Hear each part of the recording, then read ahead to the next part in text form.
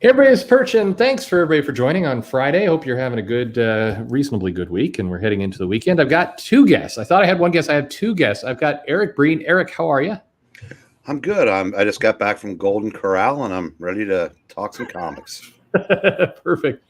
And I am always unsure. I know I've Engliatine, right? Just like it's written, man. Yep, Englantine. Don't worry about it. I've had people mess this up since I first came up with it, so it's no worries, man. Englantine. Yeah. As much as people will not appreciate this from the videos I do try and get the names right when I'm on live, but on replay, definitely I have some fun. But I'm glad both of you are here, and I just wanted to right out the gate. You both do something pretty special on Saturdays, and I think I'm not sure a lot of people are aware of it, but it's pretty cool if you're a comic fan. Can you tell me about it? We do a comic book auction over on I Love Comics. This was actually thought of from my friend. Oh goodness, I forgot his name. The real Dr. Venkman, who I told him I got shadow banned. My channel's got over 18,000 subs, but for the last couple of years, I just can't get out of this. More than like 200 or 300 views on a video. And it happened when it was the Mazda thing. And he goes, well, what you should do is, and I was like, wait a second. Yeah, that sounds like a great idea. So we started this comic book auction. I looked around, and the niche that I found, nobody is selling regular comic books. They're selling, the slabs, the big issues. So if you've got a couple of $1,000 laying around, join the auction by all means. But nobody's selling the regular books. Let's fill up your collection. Let's maybe even you'll see something that you're like, you know what, I wanted to try it. Finally, it's cheap enough. Go on ahead. So basically, I do a comic book auction for the rubes, for the normal people, for people who cannot afford, a 5 or 10 slab books on everything. So we do have big dogs. I call them the big dogs at the end of it, where it might be something a little more valuable, something a little more expensive, but generally it's just $1 to $5, and then a couple of sets, and then more expensive. Yeah. So this week, I believe it was the big dog is going to be, what is it? The second appearance of the Abomination Tales to Astonish 92. 91. There you go. Yeah. That's why Breen's on the auction.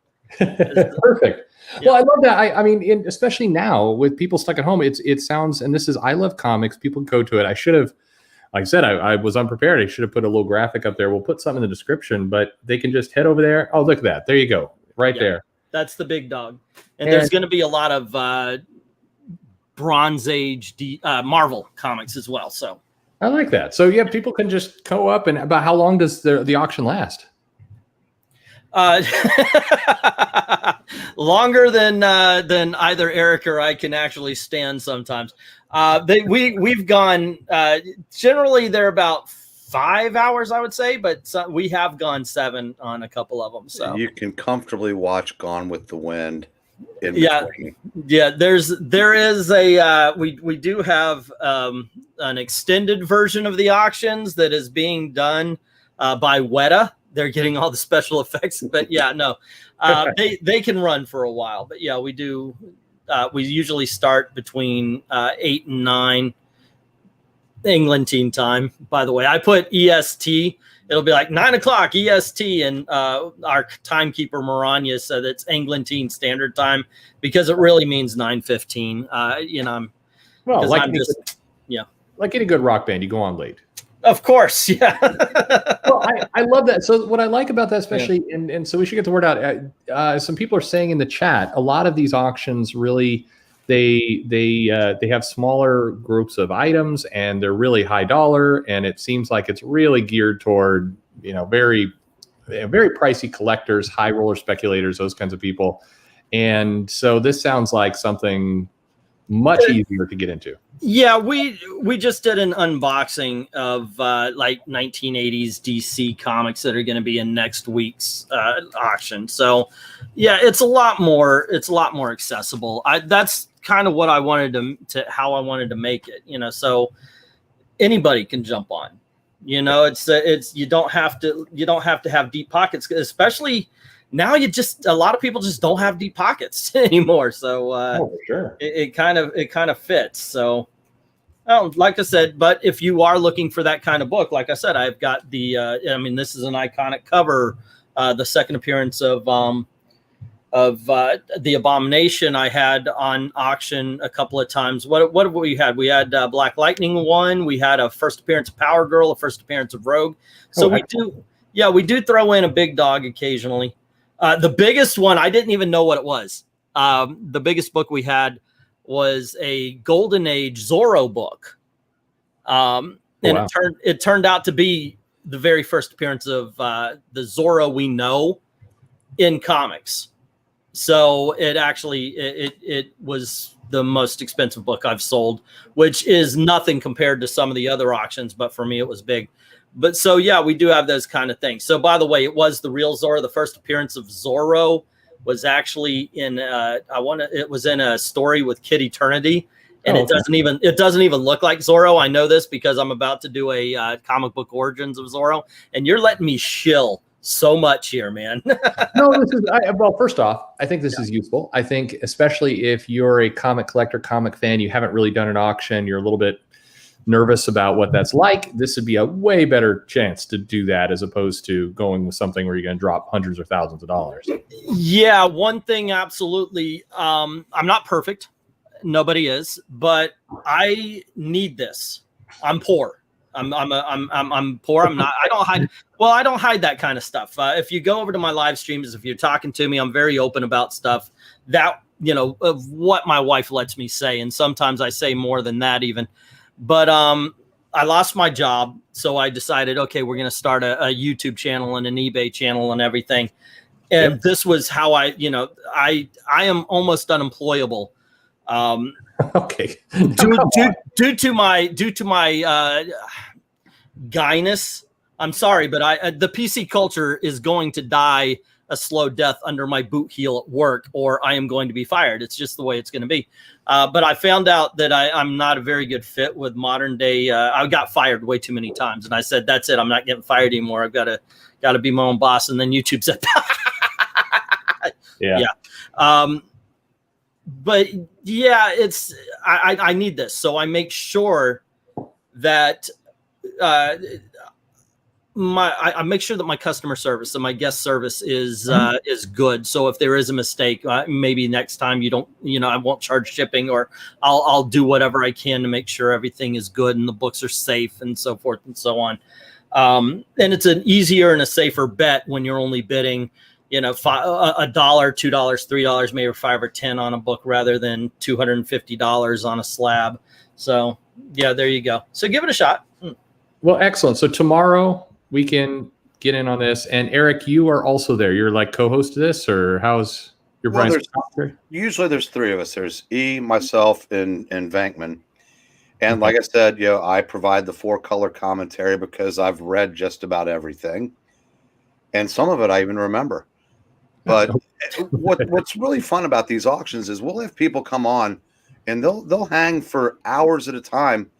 And some of these people aren't the bidders, but it's very conversational. You do learn about the books that are, that are being sold, and it's fun. That's the best way to describe it. It's very much a 7-hour live stream where we're selling comics. You got to be entertaining. If you're going to be on for 7 hours you can't be clinical on that kind of stuff. So no, not at all. Yeah. Well, I hope people do check it out. We'll talk about a little bit more at the end as well for people who come into the chat kind of late. By the way, I love this. If you've ever seen one of my live streams, I'm very, very attached to the comment section. I love this guy right here, Deep House Gent, who's saying Englentine is rocking that hustle. No shame in that. Thank you very much, dude. Yeah, absolutely. No, we have a great, the people who come is awesome. We have a great chat here. And for everybody, once again, we did mention, I didn't put a page up, but this is I Love Comics. They can search for that, get to it pretty quick, look for your name. And that's what I would do. Yeah, this is kind of sad. I've been doing this for 5 years. if I don't know what you were planned on talking about, but if you don't take control, I will freaking own this thing because I talk a lot. I will just drink. So this is people who are well familiar. Speaking of which, Yeah. what's everybody doing tonight? I am having some whiskey here. You guys, well, we can see both of you. I'm the coward here who's just hiding behind an avatar. Are you guys drinking anything tonight? No, Oh, okay. Lime Coke from Zaxby's. Excellent. I retired in 1992, so it's Coke Zero here. If anybody ever saw one of my drunk streams, you'll know I'm a wimp.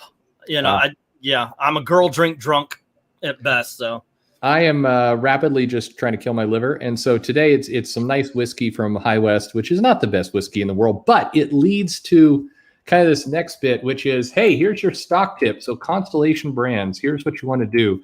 This is the maker of Corona beer and of course that whiskey we saw earlier, and apparently pipes. So get in on this and drive up that stock, stop that short selling. That is very much a timely topic right now for sure. yeah. Breen is wondering what in the hell he's into right now. So there you go. On for some real comic stuff, I'm curious. Both of you new to this, although Breen, you've been in the chat before. I like to show kind of the comics that are coming out next week. People who are going to go to their LCS on Wednesday. What do we've got here? And we now are at the place where we have to go to 4 pages just to make it readable for the comics that are coming out next week. So I'm curious. This is always where I pitch it to you guys. Is there anything new that you're buying off this list, or anything that you guys are excited about that's coming out next week? I'll go through this slowly, but anything here that you're collecting right now? Well, I can tell you right off the bat, I will pick up Redemption because of that word upshot right in the corner. Yeah. There has barely been a bad comic book from this company, so I trust them. If they've got a #1 out, I'm going to pick it up and at least give it its day in court.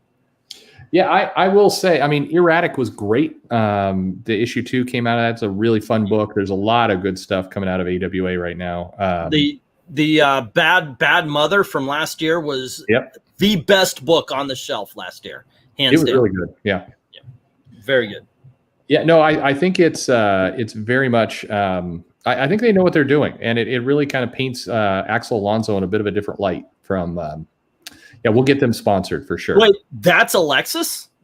Oh yeah, Axel Alonso is AWA. Yes. Well, you know what? He has redeemed himself in my eyes. So there you go. It really the comics have been solid, and I think there was so much negativity about Alonso back in the 2017, what's going on with Marvel and all the rest. Mm-hmm. And I think we have to look at that now with a little bit of a different perspective of maybe there's other problems there. Yeah. What's going on in 2017? Maybe Alonso was not the problem. Okay, for those of you who don't know, yes, I was very much involved in the culture war that happened a couple of years back.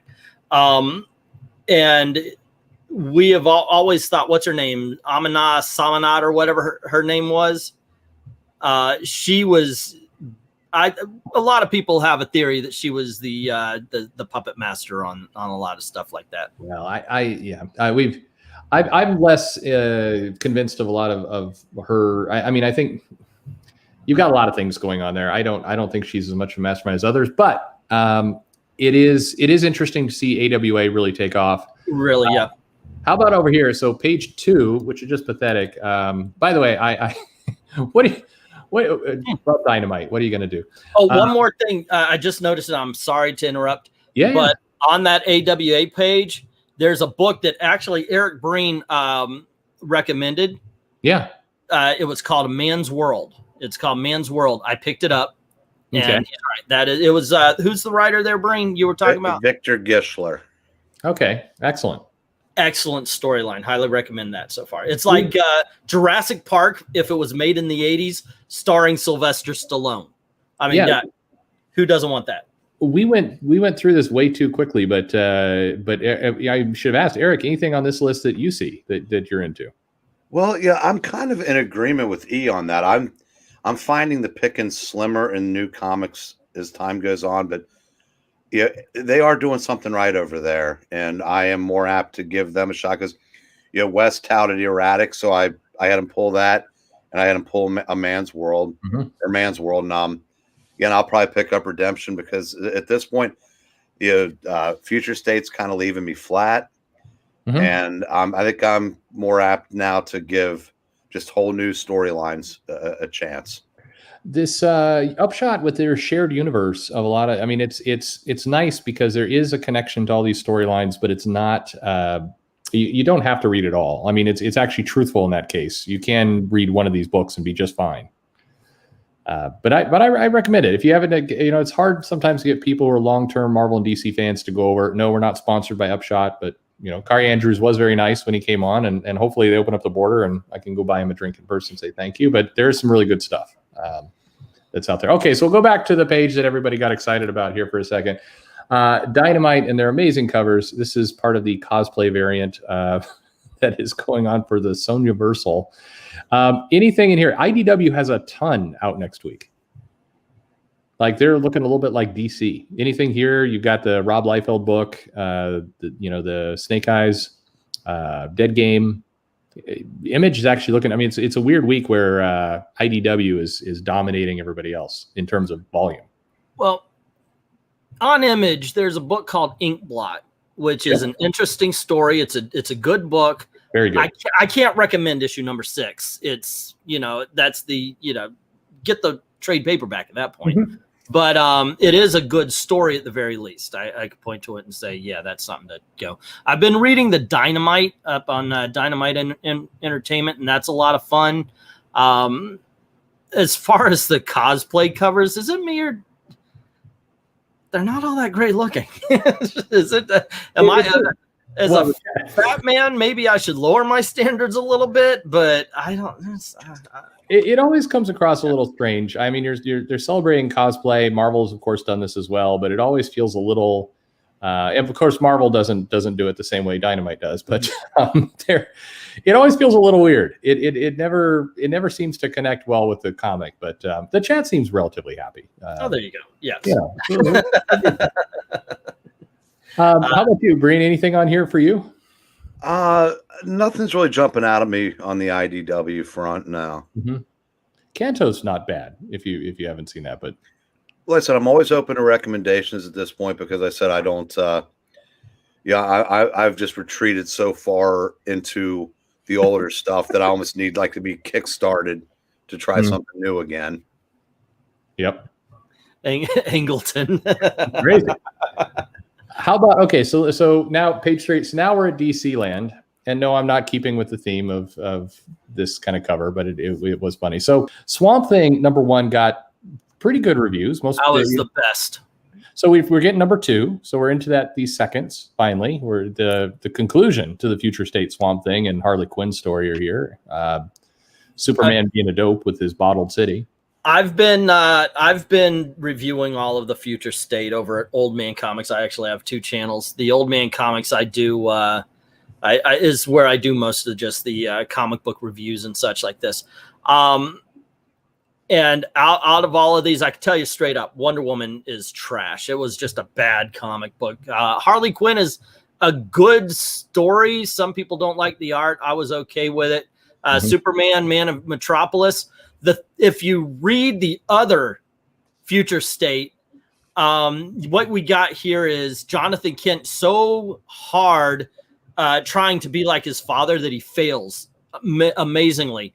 But I think that's the storyline. We're not supposed to be seeing Superman, Jonathan Kent Superman as Superman because he's trying way too hard. Flash was all right. The next Batman's not very good. Wonder Woman, I didn't care for that one, but yeah, there you go. But Swamp Thing, absolutely fantastic. It is.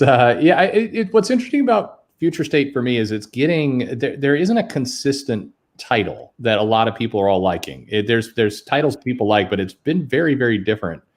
And I find that really fascinating. It's weird. I'm curious to see the sales numbers if we ever do see them for Future State. But to me, the Flash was the worst of that first batch. It felt very much of a retread. So I'm at least the story's wrapping up. I'm curious to see where that goes. Yeah. And if that was do not pick up the Legion of Superheroes. Oh no, yeah. Yeah, the Legion of Superheroes was very much a retread of, hey, they have to get back together again. It's like, you don't do that 12 issues into a new run. And if you're going to write that story, you don't have the same dialogue on every page with a different character. Yeah.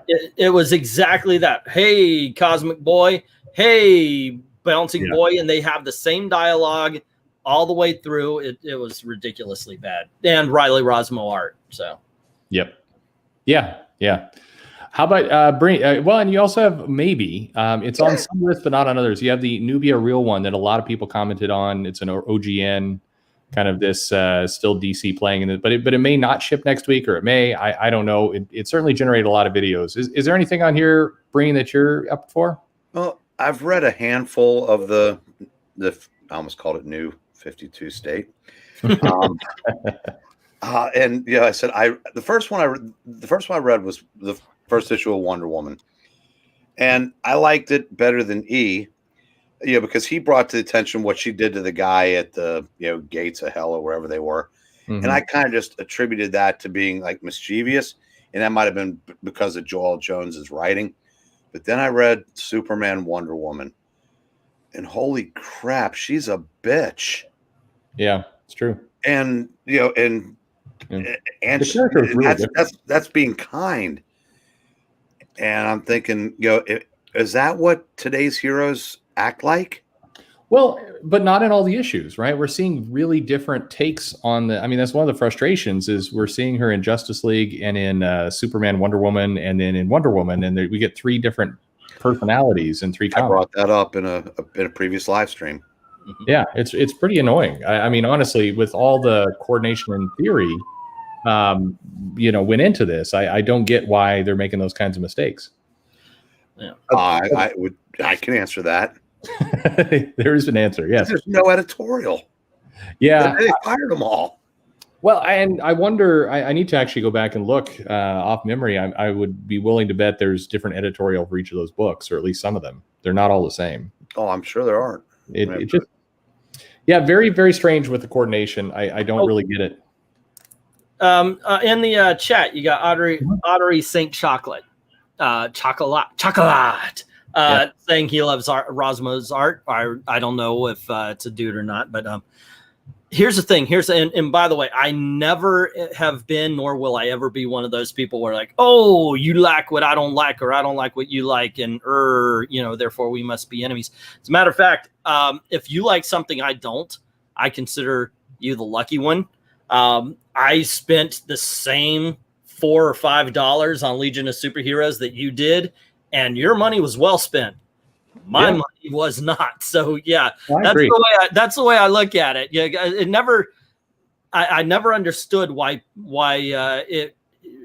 the opinion has to be be personal or anything. And I'm not saying that's what they did. I'm just pointing out where I stand, because apparently, there's some people who don't know, my take on it, and I talk consistently and all the time and annoyingly. So just figure I'd say that. Well, I'm happy. I'm also happy when people like a book. I mean, and I sell them, so of course I like it when people like the book. But if you spent the money and you were happy at the end of the day, I don't care if I absolutely hated that book. I'm just glad you got something you liked, and I'm legitimately glad, both as a person who sold it and wants you to buy more, but also, I mean, Christ, if you can be happy, man. I want people. That's one of the reasons there's a guy that I don't know if you guys have heard of Jimmy Quirks or Comic Quirks with Jimmy.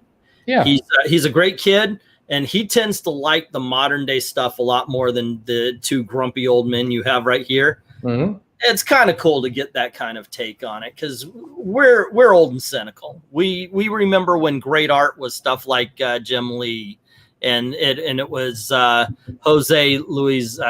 I'm saying it.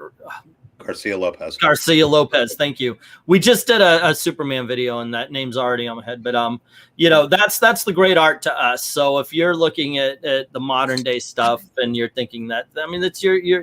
I get it. But it's I'm your probably time. a little further back. I'm like, he's going to say Kirby here, or well, if you want, then I could say this right here. I think pound for pound, and that's why people have copied them since then. I've got to go with Will Eisner. Yeah. I mean, you want to talk about drawing a really good noir book. The spirit is amazing. I mean, yeah, it's got its problems. I understand there's certain characters that definitely need the update. We're talking about you, Ebony White, but it's still, I mean, he was just before his time. Oh, for sure. Yeah. There's a lot of really great work out there like that. Hey, a question in the chat from Lane. Where's the Wonder Girl series? Apparently May. I've been complaining about it for multiple videos, like why you solicited this new Wonder Girl series and then it didn't show up in March or in April. But for whatever reason, today was a day everybody decided to mail in and say, hey, dumbass, this is what's going on. It'd be better if they gave a statement publicly, I will say. But anyway, May is when this series is coming out. So it will finally be here. No idea why it's late-ish. I have no idea. But there you go. Perch, do you notice that if Yara Flor is the Wonder Woman that they're pushing, who's the Wonder Girl? Well, no, Wonder Girl is Yara Flor. So when it starts up in, we're not in the future state anymore. We're in the current state, and she will be the Wonder Girl. And then apparently she's going to collide with the other Wonder Girl, and there will be just Wonder Girl on girl action. That didn't come out right, but that is what's going to happen. Yeah, it did. Yeah. That sounded right to me. I know what I said there. Anyway, yes. Yeah. Oh, Badre, you know what's your freaking stream? You take over. Oh no, I don't know. He's talking Kurt Swan, I think is where you're going. Okay, yeah, we did. Like I said, over at Old Man Comics, like I said, I got two. I do live streams on I Love Comics, and when we talk about comic books, we go to Old Man Comics. Eric Breen and I did a 3-part video series talking about Superman artists, and I mentioned that we have to save Kurt Swan for the end. Why? Best Superman artist of all time. Even if you don't think he's the best, you have to admit that he is the most iconic Superman artist, to the point where they had a house style in DC Comics that was based around his art. A lot of times, if you do see stuff, there it is either of Kurt Swan or a derivative of, except for, of course, in the 70s when it was Jose Garcia Lopez that basically licensed Superman for the world. But there you go. I'm rambling. Kurt Swan is great. I absolutely agree. And it gets. I'll move. So one of the questions here: when's the Punchline series? So this is one of those ones where when all the comments were coming up that DC was going to stop publishing in June or July, and that was when they're going to stop putting out printed comics. Punchline was one of the titles that I had heard was coming from let's just say a reputable source in August, and that was one of those ones that didn't match up along with White Knight 3, which Sean mentioned is coming. So summer, I guess, is the answer to that, and there you go. And I don't know if it's I would assume it's a limited series. Again, DC seems very confused right now. There's been Swamp Thing was originally advertised as a limited series, and then in April it suddenly dropped a limited series, but maybe it still is, or who knows. So anyway, we'll see, I guess, is the answer to all that. So go figure. Hey, Marvel, in terms of Marvel World, here's our Marvel for next week. I always like it when I have somebody on the live stream or doing this, like when Jeff Thorne joined, and he's like, "Oh, this is a lot of comics next month," and it's like, no, this is week. Here's Marvel next week. Anything on here? By the way, this cover right here is what they have Art Adams doing now. So that is Art Adams art. So there's that. Well, Eric's the big Marvel reader. Yeah. Anything on here, Eric, you're excited about? Yeah, I have increased my Marvel output up to 2. Oh no! I told you. That's a dramatic uptick for me. I'm reading Amazing Spider-Man and Daredevil. Heard good things about King in Black, but I'm already 3 issues behind, and with tie-ins and stuff like that, I need a second mortgage to catch up. Yeah.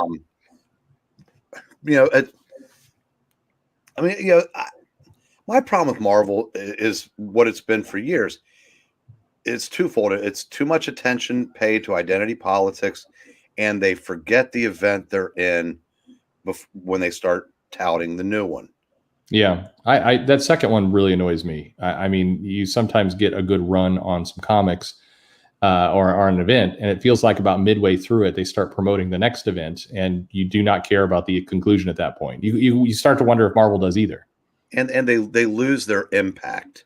Oh, for sure. At least in my day, when events were once a year or once every couple of years, they left an impression. And when they're literally stacked on top of each other, it's hard to care. Yeah, it's true. No, Ash raised a good point. How much they pay for art items. I mean, I think Strange Academy, by the way, is a solid book. I think they're doing some interesting things in there. It reminds me a lot of Avengers Academy, and there's some nice bits in there. It is weird. Like they have to be paying Art Adams a decent amount of money right now. Why they don't just forget about the variant covers for a moment and just save up your cash, whatever you need to do, and have him put out one OGN a year that you could do and sell it for premium. I don't know. That's what I would do with him, but he's having fun doing covers. So the only thing that appeals to me is that Legend of Shang-Chi. I would read that. I like the ongoing that's going on right now. So yeah, that makes me interested enough to see that. Oh, nice. There's a bird. Yeah, ladies and gentlemen, that's Twiddles. Occasionally he wakes up long enough to annoy people, especially me. Yep. Very nice. We are getting, I think this is the third chapter of the Avengers Phoenix saga, which is going to change the world as we know it forever. Also, I like that there's an Eternals poster book trade paperback for $24.99. And really what that is, they're all the 37 variant covers or plus more that they did going into a book that they're reselling. So there's that. And then, to blow your minds, I think right down in there, we get the Dawn of X Volume 12 trade paperback to just really reinforce how many Dawn of X books there are. This is Dawn of X Volume 12. So just wow. I don't know why that drives me insane, but there you go.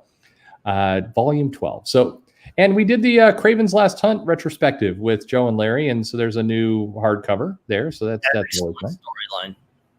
What's that? Excellent storyline. Oh yeah. No, that absolutely is a big one. My favorite Spider-Man story.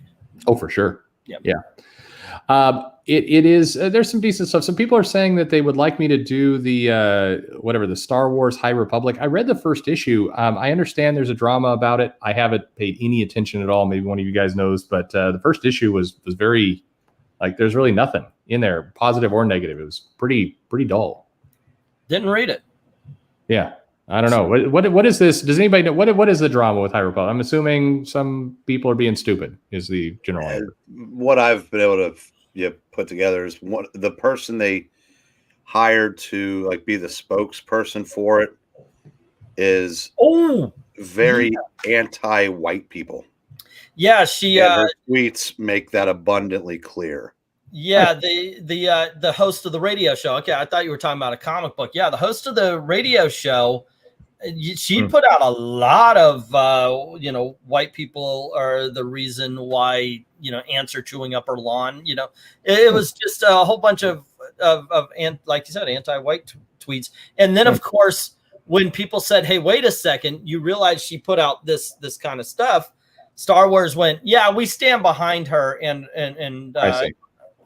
Wait, does that mean that the people who are running Star Wars agrees with? I mean, it's one of those things I think they really should pay attention on this one, but what you gonna do? It feels like, well, I mean, the product is boring. I don't know. My own personal opinion, again, I read the comic. I've only read the comic. It wasn't it wasn't Iron Man 2020 bad by any stretch of the imagination, but it wasn't good. It's not something I would read again. So yeah, I don't know. Here to happier things. The Snyder Cut has a release date. What about you guys? Are you going to watch this? Oh, yeah. Okay. How about you, Breen? I'd have to watch the original first. Oh. Or you don't have to watch the original first. That's true. So I understand speaking of Gone with the Wind, I understand the times are comparable. Okay. Yeah, it's 3.5 hours, I believe. That's comparable. Yeah. I mean, speaking of, well, maybe we're not there. Oh, hey, before, actually, I need to do this because I apologize, moving away from Marvel. Here's something I got to admit. So Tim Lim has always been really nice to me. We've had a lot of good chats with everything he's doing. He's got a Kickstarter right now for Common America. And I've been a dick, I would say, in the sense that whenever I choose to do politics, like should Trump do comics, or should you have Trump in your comics, my answer is generally no. It dates your comics. I wouldn't do it. Forget about the politics around all of it. It just dates your comic to do that. Comics are, in my view, at least, typically a little bit better off when they're evergreen and they don't hook completely into current events. But I'll always use for the thumbnail. I'll use his My Hero Academia Trump kind of parody that he does. But then I crap on the idea of using Trump, so I always feel bad that I'm I'm basically, but I'm not talking about him. So anyway, Tim Lim's a great guy. He's got a Kickstarter. You should go check it out. And I think he delivers and does good stuff. So well, even if you think that the book's going to be dated, it will, sure. Because in his Trump Space Force comic, Trump's president, we've got great stories in the past, like the Death of Superman, which has Bill Clinton in it. We have the Dark Knight Returns, which has Ronald Reagan as the president. So right. It doesn't necessarily mean it's a bad story. And for you, it will still be a good story. Yeah, of course, it will always be placed and set right there. But it doesn't mean it's necessarily going to make it a bad thing that it's sure. dated. One of the storylines, anytime we bring up, Secret Empire, which, yeah. Of course, that last miniseries was a complete trash fire, and I had fun tearing it apart. But anytime we bring that up, Eric's got to pop out his Secret Empire from the 1970s, or was it? Yeah, 1974 with Nixon. Right, and but it's got Nixon as a serpent, so it's very, very political, very timely. So very much of its age, but it's still a good story.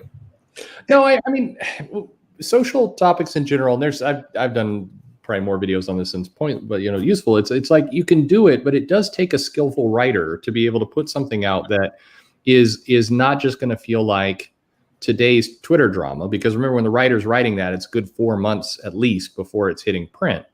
So it's going to age immediately when it's sold in stores. From if you think you're really hooking on some Twitter drama changes in let's see if 4 months from now we're still remembering the whole GameStop stock business. There's a chance we won't. I don't remember what went on 4 days ago, but I drink a lot.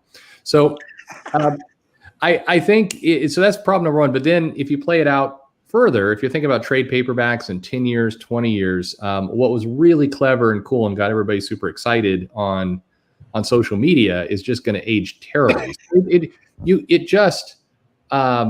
You have to be very skillful about doing it. And I think it's very unlikely you can, in monthly comics today, you can pull it off well. So for that matter, I think most people should to avoid it, but certainly not Tim Lim and Common America and everything they're doing here. They have some great stuff out there. So, well, you bring up a good point. The social media aspect, because I think of series like Legends that DC did right after the crisis, and President Reagan played a prominent role in that series, but he was handled. It was an even-handed portrayal. And now everything's so tribal and everybody's on social media and they can just, and let's be honest, our last president did not get favorable coverage from the media and or the comic book industry. So it's a lot, to your point, it's a lot harder to do now because the president it sort of puts the story in a time capsule. And sometimes it's necessary. Like whether it was with the time where Superman went to John F. Kennedy wanted a favor from Superman, those kind of things, and then the tribute they did to President Kennedy after he was assassinated. I mean, those kind of things have their place in comics, but now, like I said, since everything is so tribal and so contentious, very hard to do, so one-sided. Yeah, it's It's much trickier to pull off now. It's a big minefield to navigate, particularly when you're also a freelancer who may have a 6-issue gig, maybe, and you don't even know if your comic is going to last that long, and you've got other priorities. I mean, the odds are stacked against you. I think even if you could do it well, could you possibly do it well in today's environment? I think it'd be very, very difficult. So, yeah, we've mentioned this on live streams over at our channel. It's not really, and this is not my quote, it's Roger Ebert, but I follow it and I've said it enough like it was my own. But it's not what it's about, it's how it's about it. And one of the things we've talked about, and it gets brought up a lot, is that yes, politics have been in comic books since the very beginning, but they used to be vague. You know, racism is bad, bullying is bad. Something everybody could get behind. And modern day politics and comics seem to be, you are a supporter of this person, therefore you're a Nazi, and Nazis are bad, so that makes you bad. Much more of a minefield, yeah. Yeah, it is, and that's where it ends. I mean, you're starting on a faulty premise, and you're grouping everybody together as if we were all of one mind. And I think that is to go, to speak to what you were saying, dates a comic also almost as hard as anything that happened in the 1980s, like Reagan's Raiders or something along those lines. Yeah. It's very hard. The topic too has a gravity to it. Back, if you go 30 years ago, you could do politics and it didn't suck everybody in like quicksand. And today, these topics, there's nobody who shies away from it anymore. You're all in all the time. Well, it's because back in the day, the story came first. You would have even in Secret Empire, you would have the story be the front and center. The cover, Nixon turning into a snake, as Breen showed me before. Sure, it's out there, it's obvious, but it wasn't the central theme.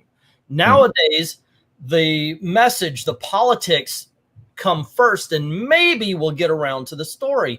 I was talking about over at Old Man Comics. I am shilling, by the way, all over the place. On Old Man Comics, I did a recent review of the other history of DC Comics. See, these are characters I love. In the first issue, we have Black Lightning. In the second issue, we're talking about Mal and Bumblebee from the Teen Titans. Big fans of these characters. And once again, it's not what it's about. It's not who it's about. There is no bad character. You got bad writers. And John Ridley is a horrible writer who uses these characters. Now, I'm wondering if he's not he's not actually a genius, but he uses these characters as stereotypes.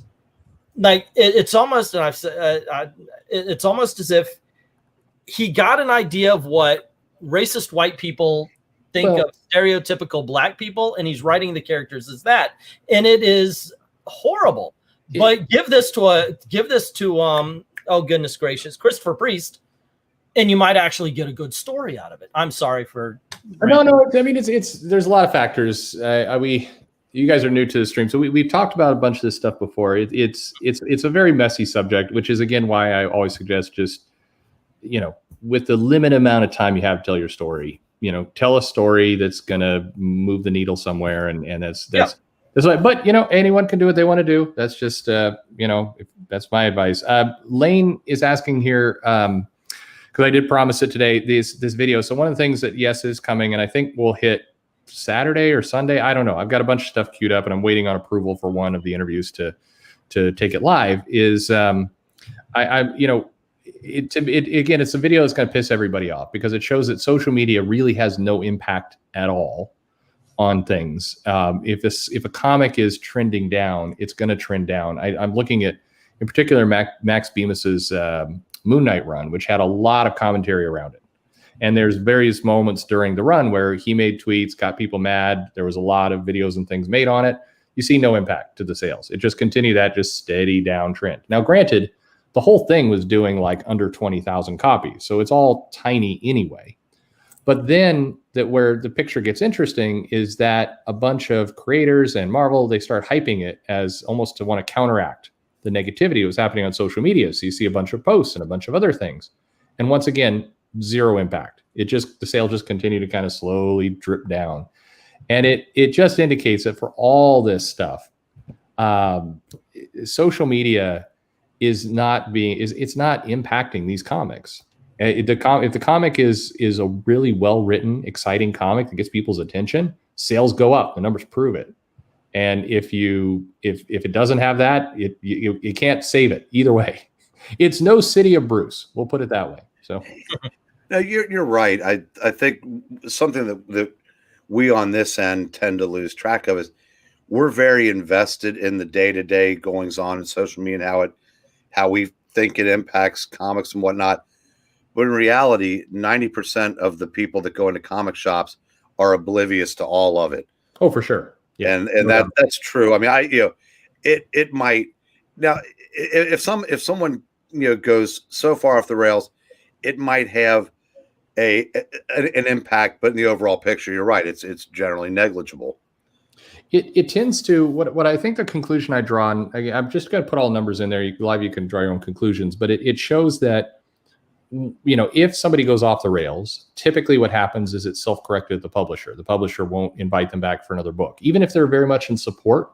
You just magically you don't see another book, and then like you take Cena Grace, who had a lot of very negative things to say then after he was out at Marvel, and he was very public with that. Many don't do that, but that is kind of what happens. But I think the other thing is it's less that the sales drop. Like you see people on Twitter saying, I'm going to boycott this book. They're probably not buying the book in the first place, but you see that there's nothing that stops this steady decline trend. So the place where I think the comic companies are missing out on is they're not bringing the new reader. It's just one more place where the new readers don't come in. And that to me is maybe, but you don't see it with a single issue. You just see it over time, that nothing really ever boosts back up. Yeah, because you have people that do come into the stores and they buy the books, and they might obviously have the bump for number ones, and then they realize that they're just really not getting any bang for their buck, and they just kind of filter away. Yeah, they just move on to the next. Yeah. At $4, $5, and I'm telling you right now, I spent $9 freaking on a Future State Superman book. Mm-hmm. You can't take the chance on an issue 2. You've got one issue to impress me. Do you mind if I address a comment? Yeah. Which one? Badre Billy says at Englentine, and then people accuse Superman smashes the Klan as an attack on Republicans, even though no reference to the Republicans. Both sides are full of garbage. I absolutely 100% agree with this. We would call it chasing ghosts, where we would talk about the SJW and the whole 9 yards. And after a while, and this happened to me, by the way, with my channel in its heyday, is that you would start seeing it where it wasn't. And if you've ever had a chance, by the way, to read Superman Smashes the Klan, it's actually a really good story. I actually enjoyed that series. I think he's right. We would see it when Punisher came out. Everybody was saying the entire show was SJW because of a line or two. Like there's 10 episodes, each one with like an hour's worth of dialogue where 2 lines were, this way. So I consider it chasing ghosts and such. Not to say it's not out there. Trust me, it's out. I know it's out there. I've been doing this now for 5 years. And in the beginning, it was all about the SJW influence on comic books and everything like that. I just got bored with that, by the way. So part of this story and why I think it'll be the video everybody hates is that it tells 2 stories about these sales numbers. Is that, yeah, that's true. The comics that people are railing against, you're not seeing a dip in the sales. But the other half of that coin, it's a really important one, is that the comics that the other creators, or sometimes even Marvel or DC, the actual corporation, are super shilling on social media, are also not seeing any tick up. Like nothing is happening. All of it is useless. And while that may be upsetting, I think, to some of the detractors to say, I get mad at this comic. I would like to see it, suffer. They're not putting money out. It's actually much sadder that the corporations are marketing and pushing this stuff to zero effect, because they're actually paying somebody to do this. And that to me is the absolute crazy part. But anyway, Let's get. I just Tim Lim, Common America. He's a good guy. He works very hard, and I think he's a great guy. So yeah, he is. Oh, by the way, also Mark Pellegrini is the writer. Mark Pellegrini, who also doesn't get nearly the attention. And they're both good guys. They come down to Disney. I'm in Florida, right around the corner, down the street from Disney, and the last couple of trips they made, I met up with them. Good guys. Very good guys. So definitely go check that out. They work hard for your money.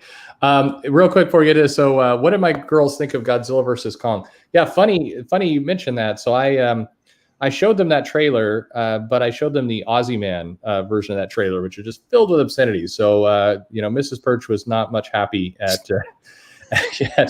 my girls like pointing out. And they're doing the things that like lots of little kids do, where they're like, "Hey, that guy said the F word," but they don't say the F word. They just say the word. It's like, that's a bad word, right? It's like, and they're grinning. They know what they're doing. So anyway, it was cool. They liked it. I mean, monkey fighting lizard, they were all over that. That's, King Kong punching him right in the mouth. They loved that thing. Here's a variant cover series we have coming up for Women's History Month. What about variant covers? I think I've made a long established period of I hate the hell out of them. But what do you guys think? It's your money. Look, I'm a big Alex Ross fan, and I figured, what the hell, I'll get all the Alex Ross covers this last time around. I'll never do that again. Holy Toledo, those X-Men books suck. And I figured since I bought them, I had to read them. But no, I won't do that again. That being said, I dig that Hellcat cover right there. That is sweet.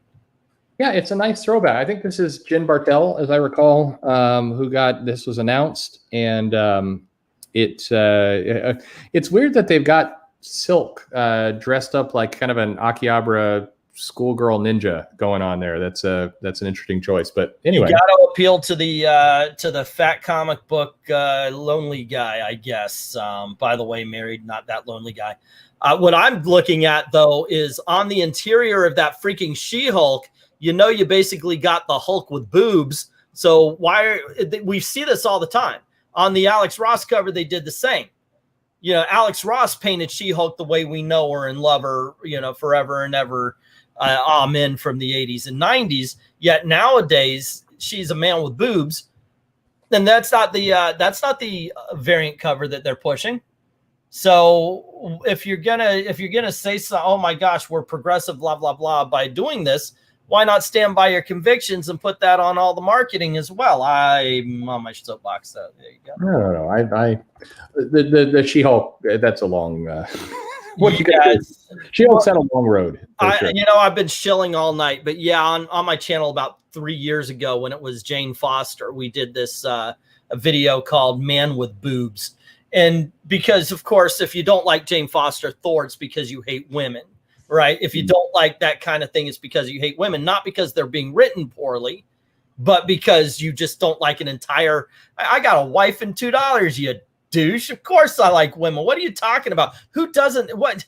It's the dumbest thing in the world.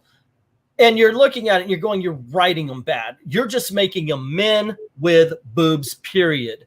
It's I'm writing a video now, by the way, and I'll just spoil it right here. It was time I was going about conversations they have to have. They had to have. Marvel Comics wanted to do this big diversity push, and of course we saw it in action. But they wanted to make Captain Marvel the main focus of the Marvel Universe, the main hero. Now, my thought, of course, was Monica Rambeau. She was Captain Marvel. She was black. She had the name. She gave it up. Then she gave up to the same guy her new name. But Ms. Marvel was popular, so they said, let's make Carol Danvers the Captain Marvel, and we'll make her the focus. Okay, still it's a woman. You want to go for a diversity push, fine. But this is the conversation they must have had. We're going to make Carol Danvers our poster child for our new diversity. But make her the focus of Marvel. Well, what about Spider-Man? What about Captain America? We can't do Captain America. He's a white blonde-haired guy. Okay, well, so should I draw Ms. Marvel? No. We're going to put her in more of a bodysuit. Oh, okay, so you don't want the Warbird costume. Okay, we'll put him in the Captain Marvel suit. Okay. Yeah, but your drawing are so much shorter than the men. We need her taller. Okay, so I'll make her taller. Alrighty, and you want the full body suit covering everything. Okay. Yeah, we're trying to avoid the male gaze. Let's push those boobs down. Okay, so less boobs. All right. And then is this what you want? And now look at that one cover with Carol Danvers standing like this, big broad shoulders, no boobs, put it right next to Steve Rogers. Ladies and gentlemen, it's freaking Steve Rogers in a Captain Marvel outfit. That's their big diversity push. I'm sorry. You know what gets me though? This just be being bothered by maybe different things. Is that She-Hulk cover? Like she looks very anemic. Like where's her muscle? Like right? She should be ripping. Like that suit is fitting loose there. Yeah, you're right. I mean, Hellcat. It looks like she's got more muscle definition than She-Hulk. That's my problem here. Is like where's the strength? She looks like give her dinner. Yeah, you're right. She needs a sandwich. Actually, every woman, including the teenage girl on the end there, the silk, every woman looks like a woman. By that, I mean a voluptuous woman. And the one that's supposed to be big and strong looks emaciated. You're right. Yeah, I mean, She-Hulk's been doing some coke there. That's what it looks. It's right from the 80s. I don't know. There's some she needs some food. Like what's going on? Where's her muscles? I don't understand that. She had an entire series that was based in food. Well, it's a fair. Did she eat any of it? She needed to eat that food. That's the problem. Once again, I apologize for jumping on the soapbox on your channel. By the way, Lane Kramer actually asked a question. I think even it was directed to me, but you guys could answer it. It's do you mind? Yeah. What is the question? I'm scrolling up here, Lane. We'll get you. I was wondering, with the increase in price of comics again, will this affect the ability for comics to increase in value or keep value over the years since they're going up to $5 or more? What do you think about that? I don't think it's a likely correlation. Unfortunately, based on how they're printing, I think the stuff that's more likely to make them go up in value and take that is just where they're short printing some of this stuff, where there's actual scarcity. I don't think the prices are going to do much of it. We're clearly moving to a world where it's more of a niche business, and we're going to try and settle in at the $5.99, $6 price point. That is just like if you go to a Target or a Walmart, there's a section of toys for kind of memorabilia type things, 80s movies where they've got figures packaged like the toys we had when we were kids and everything else, and they're selling them for like $20. That's where comics are headed right now. And my hope is that it can just head in a different direction before it goes too far. Well, and also we see it a little bit with the speculator market that shows up. I truly, my conspiracy theory, my tinfoil hat is that somebody overordered. So we've got to get it out there that this is the book to get. Which would explain crap like Batgirl number 50. But everything's got their starting price. And while $5 or $6 is amazing to us, by the way, because we're so much used to the lower prices, it's normal to somebody who got into the hobby at a $3.99 price point. So no, for sure. It's all relative, but I think it's going to push. It needs. One thing that I was pleased with the Marvel Masterworks announcement today is that you're going to put some of these books out in a smaller format that feels a little bit like what's selling really well with manga right now, and you're putting it out. I still wish it was a little bit cheaper, but I think it's $15. That's not bad. We're on the right trajectory there. That kind of stuff is what's needed to get a lot of newer people into this market. And if you make it as a nostalgia play where the prices are high and you have to go to specialized places to get it, and it's going to then age out, that's the danger. So I'm hoping. I like this Masterworks bit. I hope they don't abandon it after a month like they sometimes have been known to do. You said something. I watched that video and I said that was the happiest I've been on anything Marvel related in a while. But you'd mentioned how you'd kind of wish they'd been a little smaller, with maybe not that concerned about the quality of paper. But I think one of the things that went into that decision was, you'd like to get some new readers to go back and read that old stuff.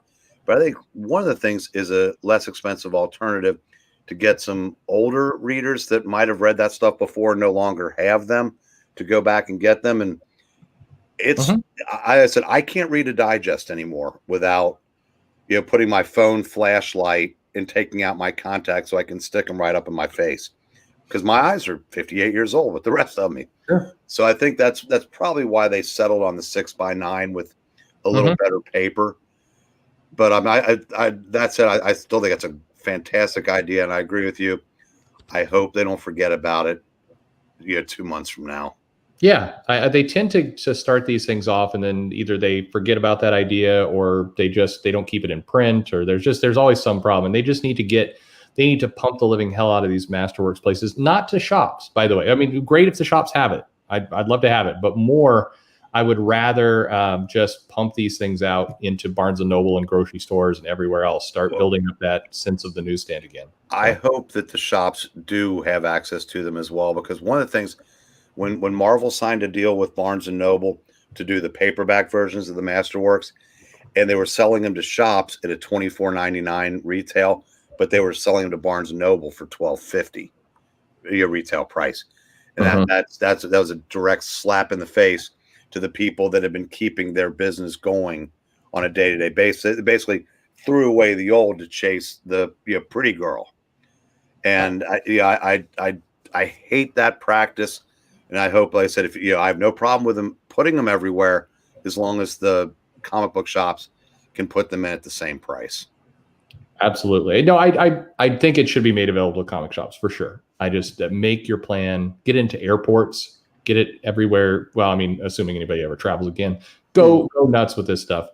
I think that's a great way to get people into these comics, and then keep doing them. Like, don't be shy. You've got so much content. Like, rather than wait a year to put out volume 2, like, get it out there 3 months for later. Just start pumping these things out. And I also agree with what you said about don't just, if you're committed to this, don't just do Spider-Man, Fantastic Four, and the X-Men. There's a lot of stuff to get out, and because it's not like Marvel's never flooded the shelves before. So how shifting gears for a little bit, we got the announcement today of the Sandman series, which I think right, correct me if I'm wrong. This is Netflix, I believe, right? I thought it was like an audio book of some sorts. Is it this is Netflix? Oh, I believe these are actors that are going to. I think maybe I've got it completely wrong, but I thought that we were going to get an actual show out of this. But cool. Maybe I'm mistaken. But somebody will then let me know if I'm an idiot any minute now in the chat. We've just got to catch up. There's time delay right here. I would put Gwendolyn Christie. I would cast her as Desire. Desire is also, I mean, I get where they're going with Lucifer. Lucifer doesn't necessarily have a gender or something, but Desire is the same way. And I think Gwendolyn Christie would have nailed that. The guy playing Abel, I can't see his name, but we'll get that. It's Netflix, the Audible. Okay, so as Dean Chaudhry, he looks like Abel. Yeah, so, no, I think it will work. I think Gwendolyn Christie. So 2 pieces. I think she works as Lucifer. And man, everybody's going to absolutely hate me in the chat right now. I would like. So I would like to tie. I liked her in Game of Thrones. I thought it was a great character.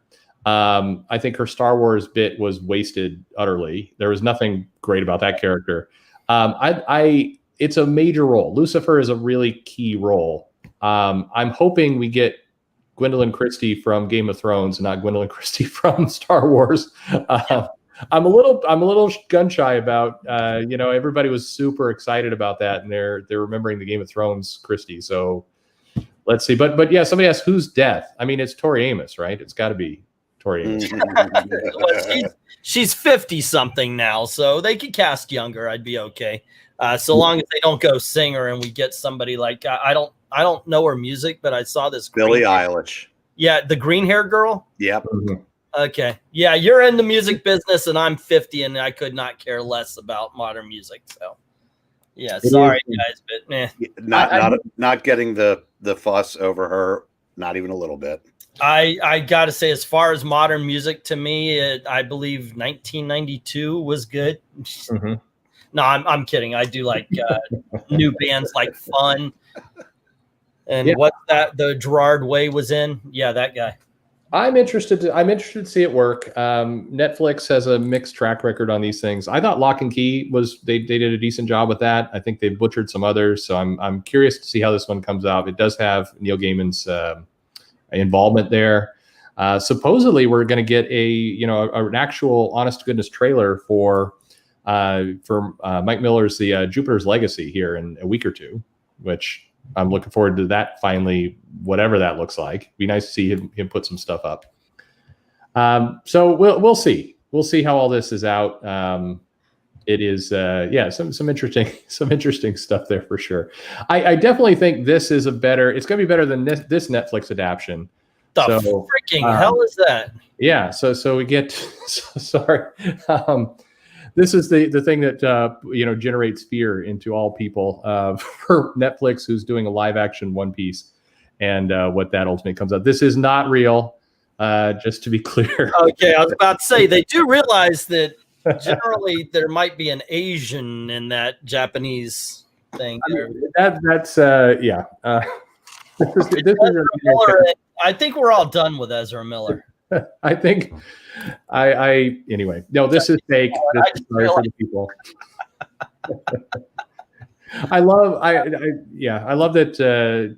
we got I don't remember who originally did this, but that we got old Kate McKinnon. We're going to gender swap Sanji, which is just that is sorry everybody there. How about so as long as we're at the last of the bit of the new things, we heard what Heroes Reborn is. It is not. Yeah, people are loving that One Piece casting there. It is. It is not really Heroes Reborn. It's just an Avengers storyline. It is all about a world without the Avengers, and it is the Squadron Supreme is the big team and all the rest. Are you either of you, Eric or Angeline, are you following any of this? God, it's getting worse, man. Your pronunciation of my name is getting worse. This is a bit. I just keep with me. Okay, angioplasty. What's your thought of the thing? Yeah. Like I said, Eric Breen's the guy who loves modern Marvel. So, now, as you know, I did a video on this very subject, and I came to the conclusion that the Squadron Supreme must be slated for a movie because the rest of the characters that were involved in this, a world without an Iron Man. Well, he's not in the MCU right now. No one found Captain America. Not in the MCU right now. The only person that knows what really happened is Blade. Odd choice, perhaps, but he has a movie coming out. So it kind of reminded me is that they're kind of, and I could be completely wrong about this, but kind of leaning into MCU territory a little bit. Oh, and Thor kind of resembling what they've turned him into. And somebody has explained how a god can be an atheist, but it's Jason Aaron. What do you expect? That said, I did not see anything in this that has me even remotely interested. I think that if you're seeing Marvel and they're going back to the well for like say Civil War II, they had World War Hulk 2, now they've got the Heroes Reborn 2. You could tell that the creativity is just it's filled the house of ideas so much that it's spilling over, and someone is finding the notes from like 30 years ago and saying, oh, that's what we're doing now. It is. I don't get it. I don't get it. I know there are new stories to be told, but unfortunately, Marvel has not heard that yet. It is. So what strikes me about this Avengers run, and I've read all of it. It feels like Jason Aaron has some really big concept ideas. He had the Celestials all attack, and he's got the Avengers 1 million BC, and then he had the Star Brand storyline. He's had the Vampire storyline, and we're getting the Phoenix Tournament storyline and the Moon Knight storyline. And it's these really big ideas, but they feel like they're just like they're shot out of a cannon. There's an old bit, if you watch The Simpsons from way ago, like 500 years ago when it first came out, and it's Homer had invented a makeup shotgun, and he just shoots Marge right in the face to put on the makeup. And Marge is like, Homer, you set it on whore.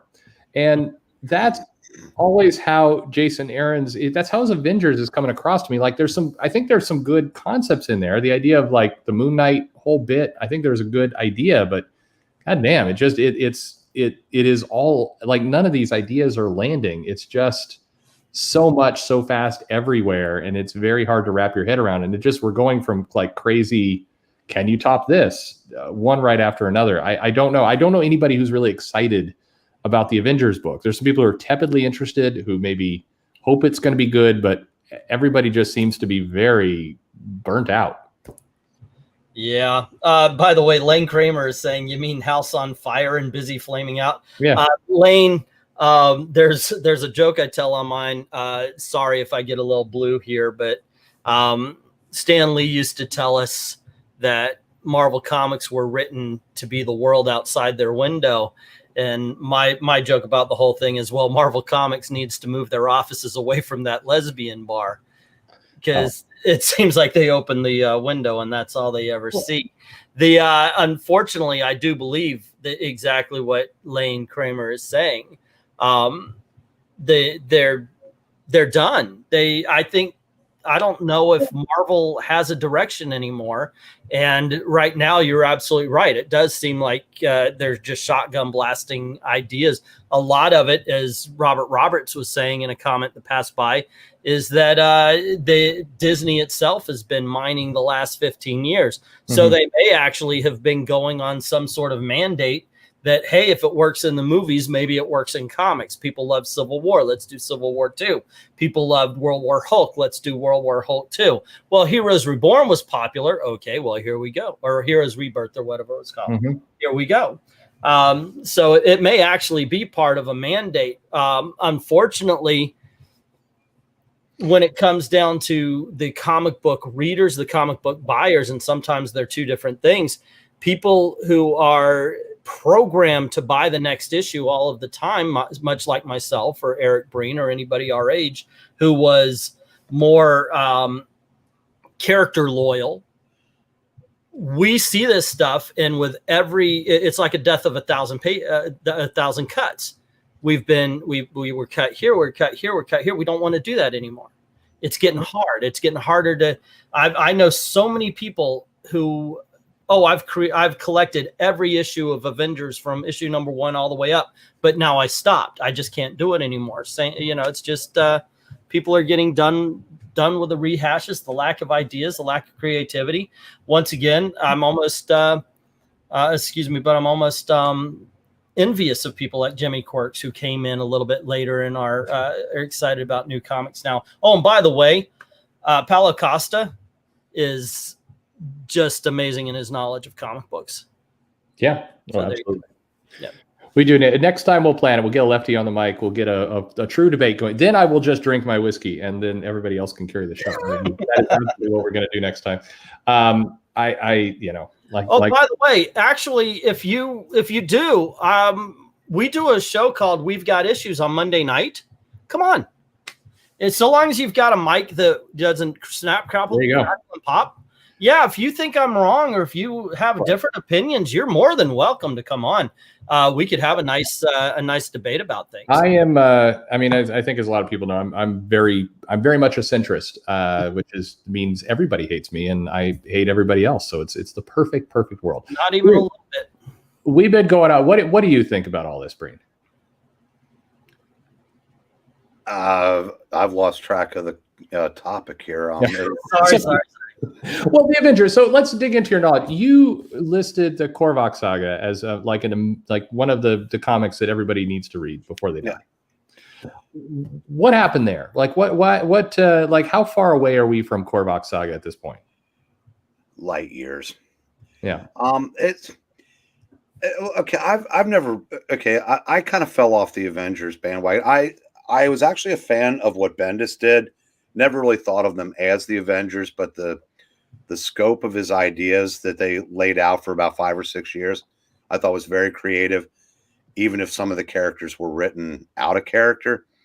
But then Hickman's run, which I know a lot of people are a fan of, the team just got so bloated. It started with Bendis, and it went on steroids under Hickman.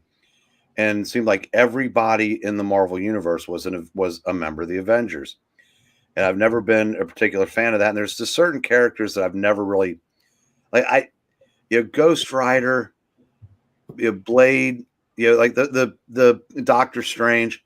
Some of the more supernatural based characters I've never thought was a good fit in the Avengers, at least not long term.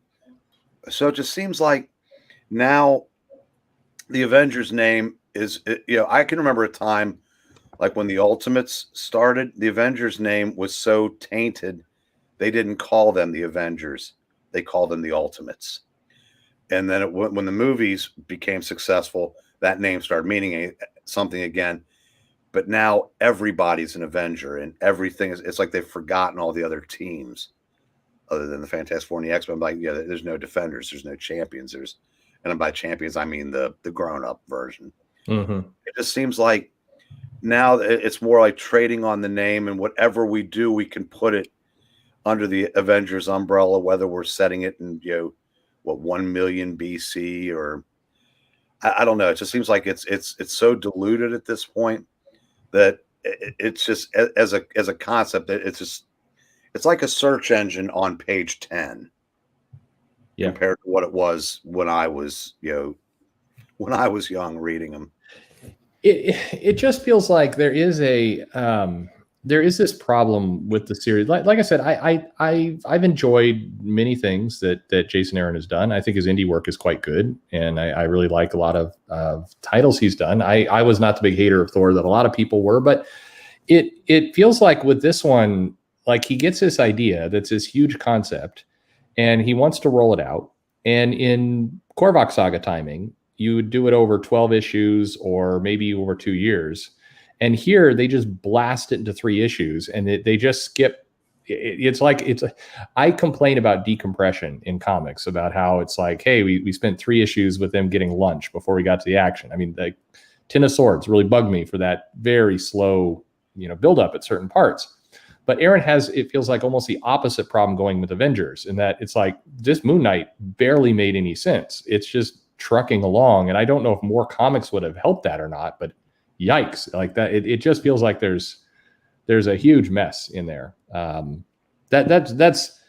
feel like a lot of potentially good ideas. I'm a big fan of Squadron Supreme. I think that's cool. The idea that Mephisto has infiltrated various parts of government, interesting. You could do something with that, but it doesn't really feel like we're getting a good payoff with any of this stuff. It feels like it's all going to get just shot out in 1 or 2 issues and move on.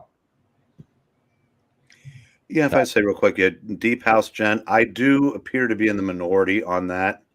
Mm-hmm. Yeah, on Hickman, because I've encountered a lot more people that liked the run than didn't.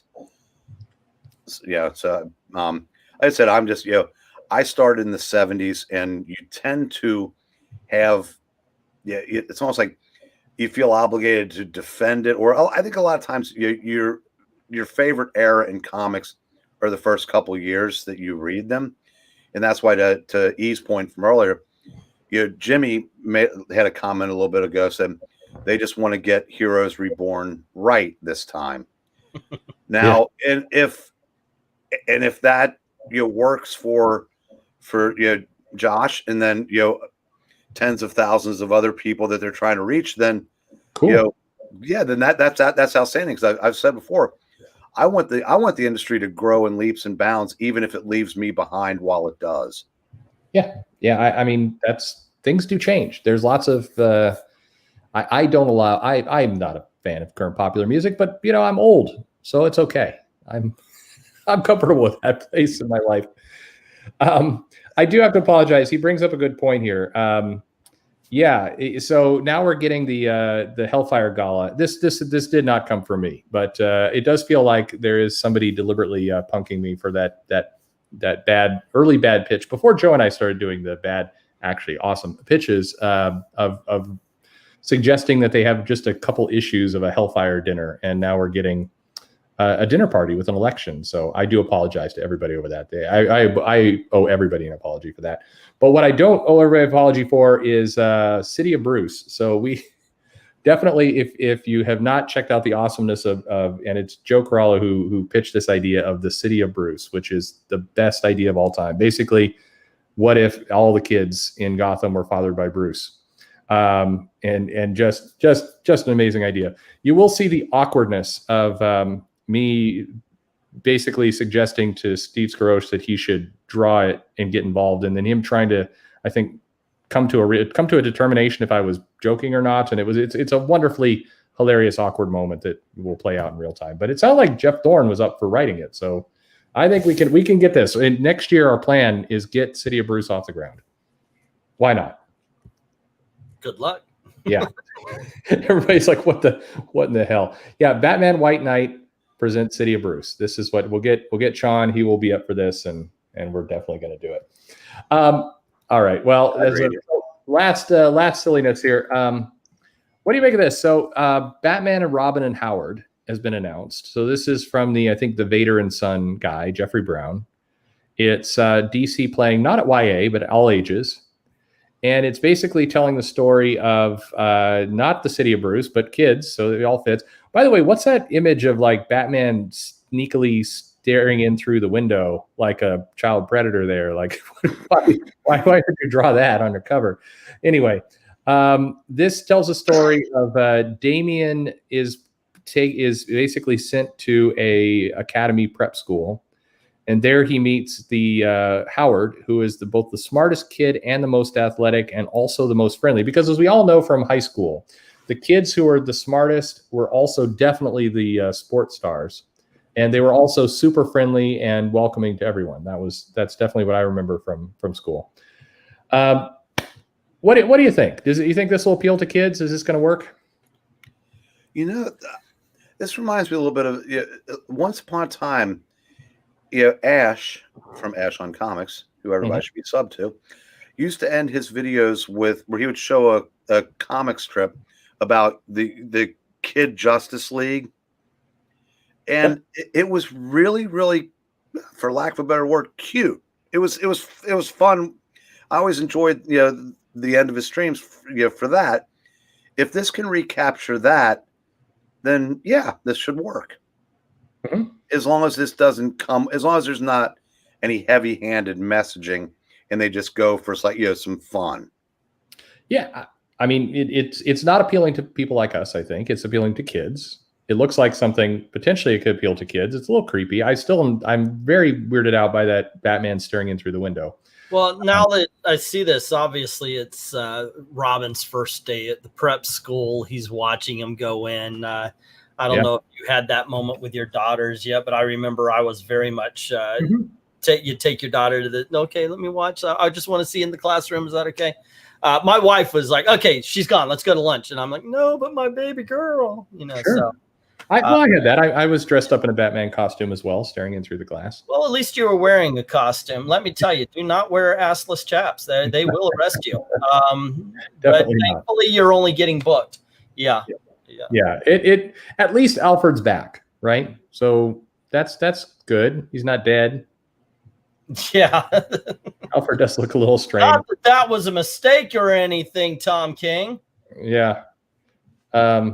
Anyway, I don't know. It is to me, I think it's the Vader and Son stuff was liked by my kids. I think generally liked it. The crazy part for me is to work with kids. And when I had my daughters review Primer or some of the other YA stuff, what I've noticed is that if it doesn't feel accurate to their school experience or their whatever's going on with their kids, then they reject it incredibly quick. Like they have to relate to it in some way. So either you have to do like One Piece where they are completely got devil fruit superpowers and are a pirate ship, or if you're going to do something real life, it's actually got to feel like they're real life. And if I don't know, I showed a bit of this to my daughter, and she's like, he doesn't look like a sports star, and that was what she was hung up on.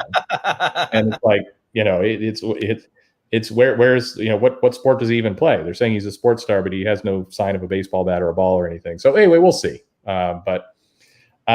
It's more all ages YA stuff. Why not? Why not? There you go. We've exhausted the hell out of that. Hey, here's something that you guys might like better. So on this week in the past, these were some of the books. Any of these you recognize stuff out here? You're loving? Lots of good stuff, right? Yeah. Oh, go on ahead, Breen. You probably recognize. I would have been 7 for 8 that week. Nice. Yeah, I would have definitely been picking up the world's finest, Captain Carrot, Batman, and Detective Comics. Actually, I would have gotten the run because there's nothing. Well, maybe not the Action Comics. Yeah. But No, same thing, 7 for 8. Yeah. There's some good stuff. I love that. I think that's Conway with the Batman Two-Face. I remember that issue. There's some good stuff in here. This was there's I mean, none of these comics, unless I'm really missing my guess, were part of any kind of bigger event or storyline, but there was some pretty cool stuff in here nonetheless. My goodness gracious, are you saying they can make good comics by just having them be a single issue? I know. It's crazy, right? These are just, I think these are all, I may be wrong, but I think all of these are either one issue or maybe there's a 2-issue storyline going on here, but all this was pretty much single issue stuff. Well, the Batman and Detective, in fact, we were talking about this a little bit earlier. I said that Batman and Detective was probably the only title that was better in the first half of the 80s than the first few years post-crisis, because most of the books just improved by leaps and bounds when they got to do an actual universe. But Doug Mensch and Jerry Conway were the principal writers on Batman Detective from like 1980 through 1985. And things that happened in Detective mattered in Batman and vice versa. And they had plot threads that would, go on for years, a lot of political intrigue and things like that. And it was what DC would become post-crisis. That was like a preview of it. The rest of them, to your point, an All-Star Squadron was a continuing story. That was, yes, it was. That's true. That's true. The rest of them, tended to be. Now, by this time in World's Finest, they were starting to toy with the idea of Batman, Superman not getting along. Obviously, that cover, didn't actually happen because they never did.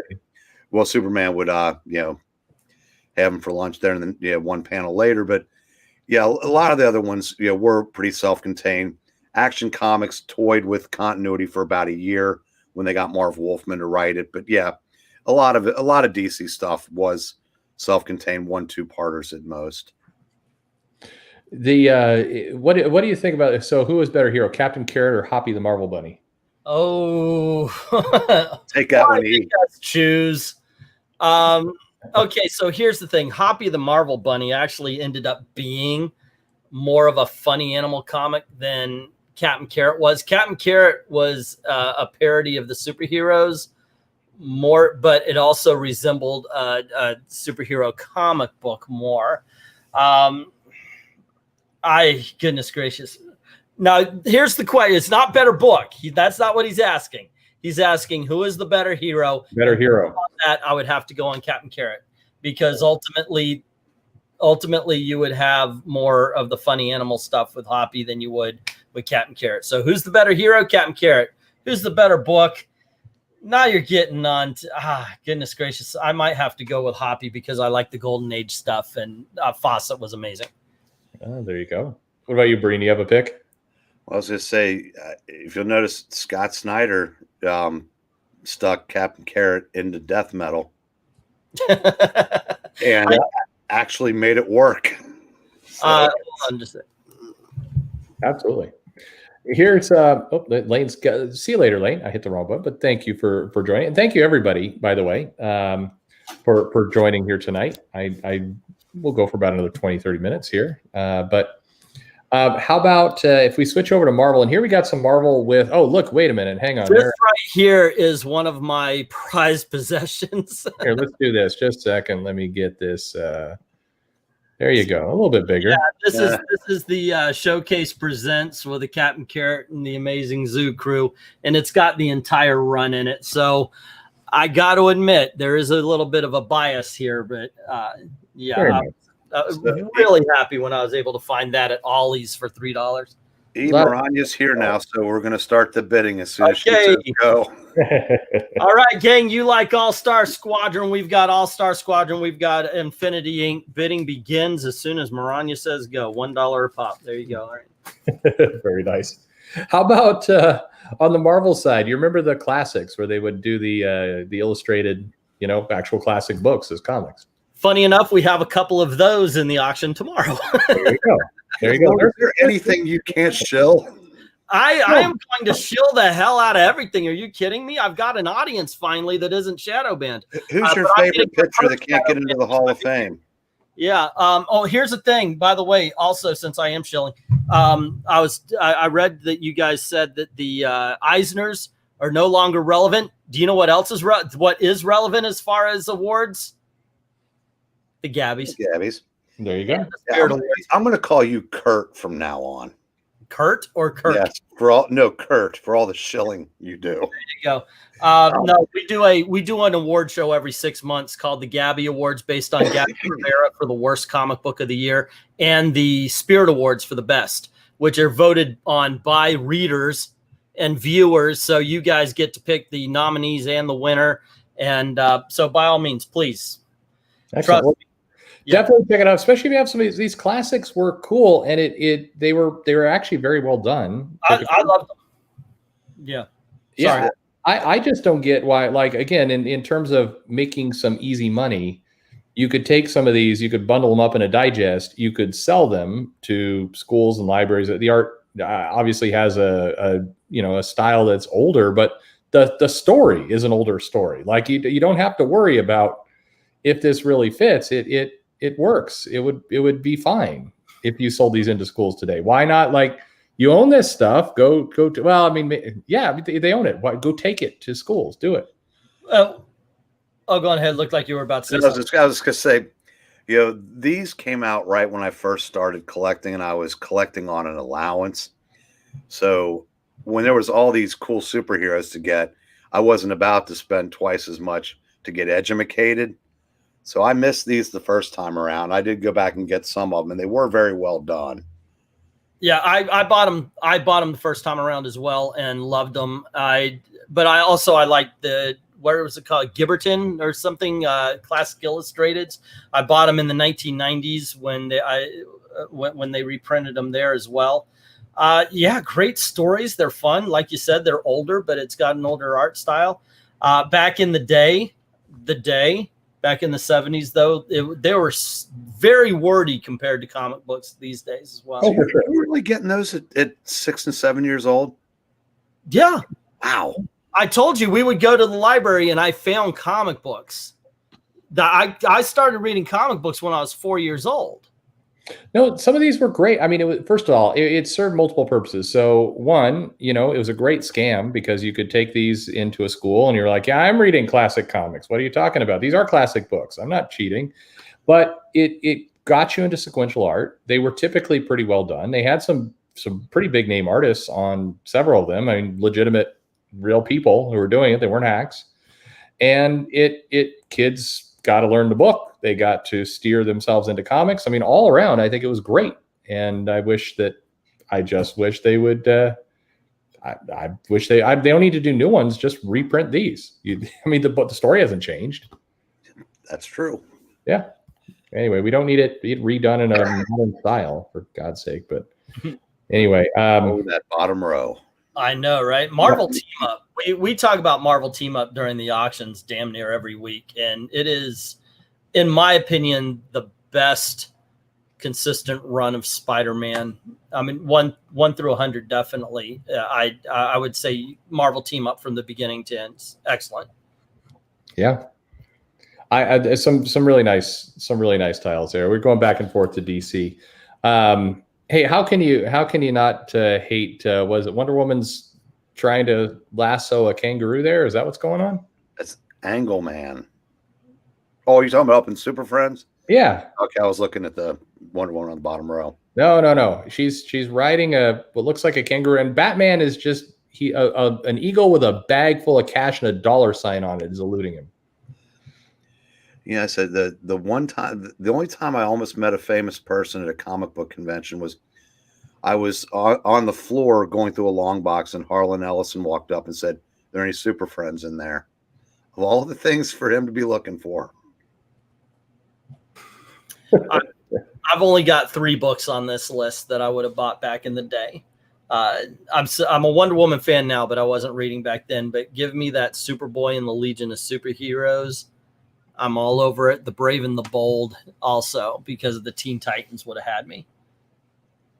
Yeah, I think this was when I was just all Marvel, but I went back and of course and got all these. But it's very good stuff. Hey, Alex is asking in the chat, why don't I show myself? Well, kind of two reasons, both somewhat lame. So the primary reason is, I have a business, and some people have taken a swing at it in the past, and so I keep these things separate. It has caused a problem, but we're running to the point where that's going to be unavoidable here soon. My plan was always to open up the shop last year now, 2020, and then just start recording inside the shop, and you could see my face. That was my plan. So obviously it didn't happen. Now it's like, now the pressure just built up. Like, I mean, now it's just gotten weird. One of these live streams, I'm just going to turn the camera on and not say anything, and it'll be like, surprise. I didn't show my face for the first 2 years, Breen. yeah. And Those then are good years. then I said, you know what? I was talking about because I don't know what happened, but I was getting a lot of insults and a lot of threats and all that kind of stuff. Sure. And I said, look, you're not my wife, you're not my daughters. You can't insult me. Mm-hmm. One, I've got self-esteem up the wazoo, and two, if you're not my wife and kids, sorry, gang. I just, I care about their opinion more. So I said, here's the thing. I'll turn on the camera and I'll give you guys you can insult me all you want. All I ask is you make it funny. Yeah. If you're gonna try, at least make it entertaining for me. And it was the best thing I could have done. It's kind of a funny gag at this point. I mean, this is all just happy nonsense for me. But yes, as somebody's pointed out, yes, I believe it or not, you've seen me already. You just may not have realized it. So there you go.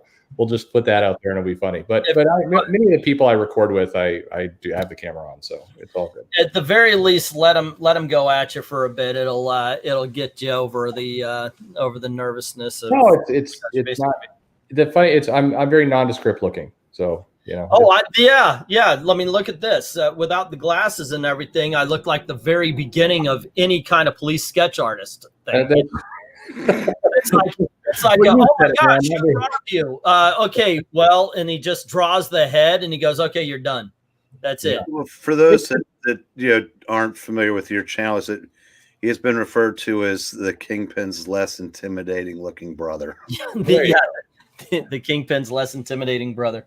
It was strange. When I did the interview with, I think, Kari Andrews, he's like, no, you're doing the right thing by not, it's better without your face.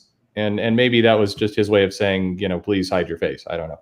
Anyway, we'll see. I'm going to do with some of these guys. The promise has always been, when we can when we can meet. I mean, a couple of these guys, Scroche and Andrews are up in Vancouver, so they're a nice drive away. And I'm hoping I can go up there and we can do a little stream there with us all in a pub somewhere, which would be great. We'll just be hanging out drinking. That'll be fun. So I'm hoping for those sooner or later. Anyway, enough about my dumb face. Any of these? So not as many comics you guys are saying here. Oh, in my old collection, I had all 8 of these. I just was not buying DC off the shelf in the early 80s.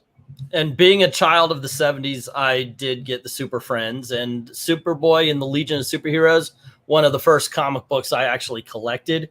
And same with the Teen Titans. I was a huge Teen Titans fan. So those are the 3 I would get. I wasn't really I'll pick up an occasional Superman, but I wasn't a Superman fan until Byrne came along. Oh, okay. And then after that, I was like every issue. And in my defense, I said, I pointed out I haven't had a drink since 1992, but I spent a lot of money on booze, up to that point, and that probably cut into my DC budget. That's fair. I'm drinking for both of you tonight. So I'm sorry, Perch. Pay attention to your comments here. Oh, I'm seeing it. Yeah. And we've got Austin Woods saying I look like I had to look it up, a modern day Jello Biafra, which by the way, he's right. Right. So you were the guy in the Pooh Bear suit at the Capitol. Yeah, no. Less fat too. Okay, thank you. And you and Jello Biafra would get along so well. I know, right? I saw it. Yeah. LK saying Englatine's avatar looks like one of the Dick Tracy's lesser foes. That is good, guys. Thank you very much. I think I've said this a million times, but I have to keep the Pooh avatar over there on Twitter is literally when I started the account, I searched for thinking cartoon character, and that's what came up was Pooh thinking, and it just stuck. I don't have any real attachment to that character. I promise. The voice is even annoying, but I always get this idea that at some point I'll think ahead for a video, and then as a prank, I will pay some guy on Fiverr who can imitate Pooh's voice to actually do the entire video in that voice just to piss everybody off. So it's coming. Anyway, there we go. I'm definitely not a furry, I promise. I'm protesting too much at this point. How about this? So there's some cool comics here. You got that Daredevil comic. Oh, this is owned. Yeah. You're talking. That is a great issue of Daredevil. I was big into Dazzler at the time, but I think the only ones I wouldn't have gotten were Kazar, actually. Oh, okay. Which was a very good series. I said, Dazzler, I know it gets a lot of heat, especially if your first exposure to it was that Mags one shot. But this was really good. Exposure tour would be that it's a really good 40-issue series because they loaded it up with guest stars because they knew almost from the jump that they were going to need stunt casting to keep it going, and it was a veritable who's who of Marvel throughout the entire run. Now that the 2 and 199 there, never been reprinted for obvious reasons. So that's the only way you can get that story. Yeah, for those of you who don't get the obvious reasons is the licensing. But yeah, Marvel 2 and 1. I actually think while I like Marvel Team Up better, I think that the Thing is a more charming character even than Spider-Man, and that charm carries through the entire series. That's another one you could get issue 1 through 100, and you're not going to get a bad issue in it, in my opinion. I agree with that. Yeah, I mean, some people are pointing out in the chat. I mean, this was during an era where the Thing was a character that Marvel was able to make some money off of. I mean, you had him showing up in a couple different places, both with the Team Up and the 2 and 1 books, and then his own solo series. They were able to make money off of it. It's weird, some of these characters that they just can't seem to get traction with anymore. Well, the New Mutants, I mean, of course, this is at the height of mutant popularity. Sure. But the New Mutants I liked because they were actual students. One of the things I think they messed up, they tried to do it again, I think in the late 90s, I want to say, maybe early 2000s. But one of the things they mess up with the New Mutants is they make them warriors. Yeah. When these are just kids trying to get a hold of their powers, and there's a lot of drama there. There's a lot of action, a lot of stuff you can do with just people right here we've got Danny, who is basically a psychic. She brings people's fears out of them. There's a lot to be told with that, as we saw in the Demon Bear saga, but ultimately they turn them into superheroes. They turn them into warriors, and I think that's one of the biggest mistakes that they make modern that they didn't in this book for at least the first 25, 30 issues. Oh yeah, no, for sure. The other thing that strikes me is I've done this week after week, and some people have commented on this in the past of why is it that you like have 2 issues of Dazzler up there and 2 issues of Daredevil up there? What's going on? Well, once upon a time, and I know this is going to blow people's minds, Marvel and DC used to ship very reliably every month these comics, and they even down to the week. So when we were in the last week of the month for January, that's when they put out Dazzler, and it was on such a schedule that you could go several years and you'd see same week, same month, the comic coming out like clockwork. And it's kind of crazy to think about now, but I've done some of these videos where you'll have like 5 years of 5 different issues all landing same week for different years, just because they were so precise on scheduling once upon a time, which maybe is something only I care about, but I just find that hilarious. Always someone who loves the numbers, man. I know. It's so in contrast to today, where it's like, hey, is there is X-Men shipping at all in April? No, neither is Hellions for some reason. But it's fine. It'll be back the next month. I just find that crazy. And all right, there you go. That's me being nerdy. But this right here, I would say at this point, I would say get the entire board. Oh, there's some great comics on here for sure. If only we could find somebody who's selling Kazar at an auction. There you go. Do you have this issue by any chance in your auction? No, not that one. No, but I do have some for tomorrow. Excellent. Okay. Very, very good. All right. We don't have too many more, but here's a couple more. Here's how about this? I like how Robin, this was back in the era where you'd see these covers where characters were screwing with each other. We have a couple examples of this. We have Robin with your memory destroyed, my secret is safe.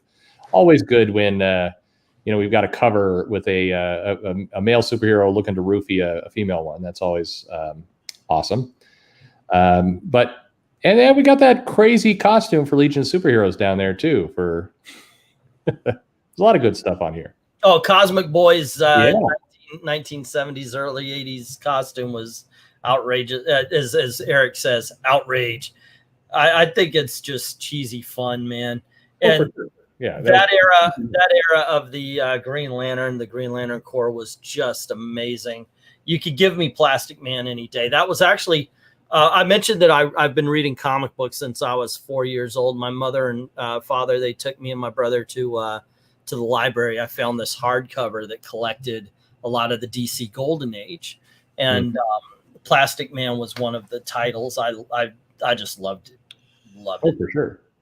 Yeah. I love all the things going on here. I mean, the more you stare at it, I mean, first of all, you got a nice throwback. You got the Batman Adam Strange, and there's Adam Strange Wanted for Murder. So this is clearly where Tom King got his inspiration for the current series. We've got the Super Friends. Well, I like how Superman is pretending here that he's like, oh no, something terrible is happening. This is killing Black Orchid, but he's just holding it right over her head. Well, if he drops it, is that the first appearance of the Wonder Twins? I don't know. I don't think so. This would be issue 31. I'm pretty sure. Okay. I can't see what issue it is. Yeah, I like how they're like TV comic was just to make it completely clear what was going on there. And then Action Comics down there in the corner. I like how we've got something bad going on. Basically, the kids are going to float off into space and will die. But the kids look like they're having a great time. Look at that kid in the lower corner. He's just like, hooray, I'm going into space now. It's some nuts stuff on here. Did you have any of these in your collection here? Yeah, eventually. I had them all. But little useless trivia here. That detective up there, in the late 70s, Detective Comics sales had fallen so far that DC was going to cancel it. And then someone with a lick of sense said, hey, DC stands for Detective Comics. It might not be a good look if we cancel Detective Comics. So they took Batman Family, canceled it instead, and just started publishing Detective with the same format of Batman Family. And this is one of the books from that. That's right. That's that people forget that the world is ending with DC, as has certainly happened before. 1978. Implosion. Yes, right after the explosion. Ill-timed explosion, perhaps. Yeah. Here's this is a good question. So I was waiting for this to come up actually. So today I commented that social media has no real effect on sales. But I've said many times that creators should market on social media. Well, two things there. That sounds like a hypocritical statement, but work with me here. So first, my goal here is I think creators should do more to focus on the job at hand, which is their work, whether it's their art or their writing or whatever happens to be. So I think that that's a good thing for them to do. And then second, I do think that if you actually had positive marketing in there, it would draw new people in. And I think it's a good way to get your stuff out there. The reason why I think it's having no real effect on sales is we're really not getting any kind of clear marketing in a lot of cases. We're getting either kind of angry rage or we're getting kind of creators complimenting each other. But the actual pushing for books or pushing for art or pushing for careers is very, very non-existent. So we've got a cool book here, but that's basically the that's basically the idea there. What do you got there? You were talking about it. This was recommended to me by Eric. That's a great book. Yeah. And it talks all about the DC explosion, the DC implosion, and basically how it was saved and all that kind of stuff. Mm-hmm. I love comic book history. So thank you very much, Derek Breen, for recommending it. It's one of the best books out there on the subjects. I mean, this is this is such a great hobby, by the way. I know. I mean, it's one of those things where you could come in, you could read a few issues, you can go, and it's going to be it's going to be fine. You're going to have a great time with it. But there is such a rich history to it. Such a rich history to characters. Sure.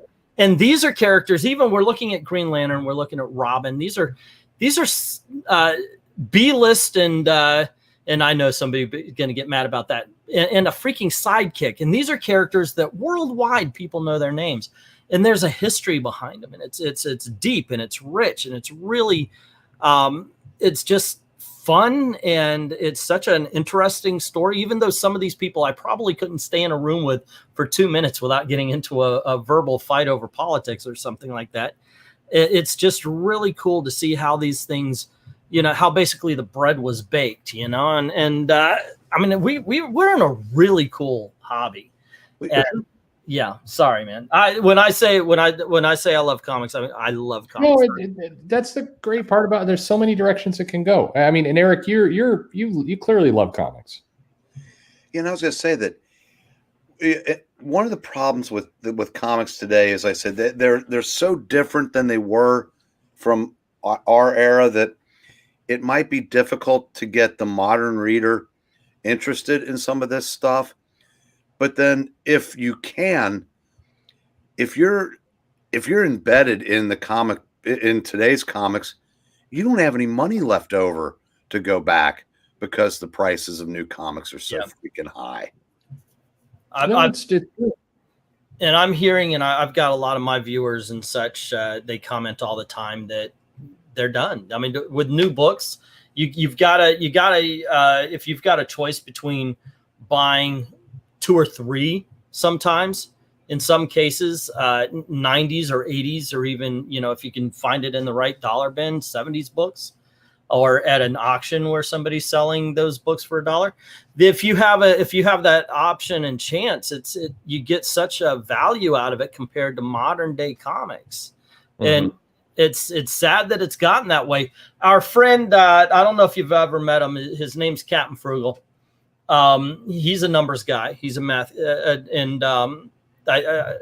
he did this video based on how, like, say somebody working an hourly job back then, or even with an allowance, how much of their paycheck could have been spent on comics. So like back in the day, what are we looking at? 40 cents. Back in the day, we were making like $3.81 an hour.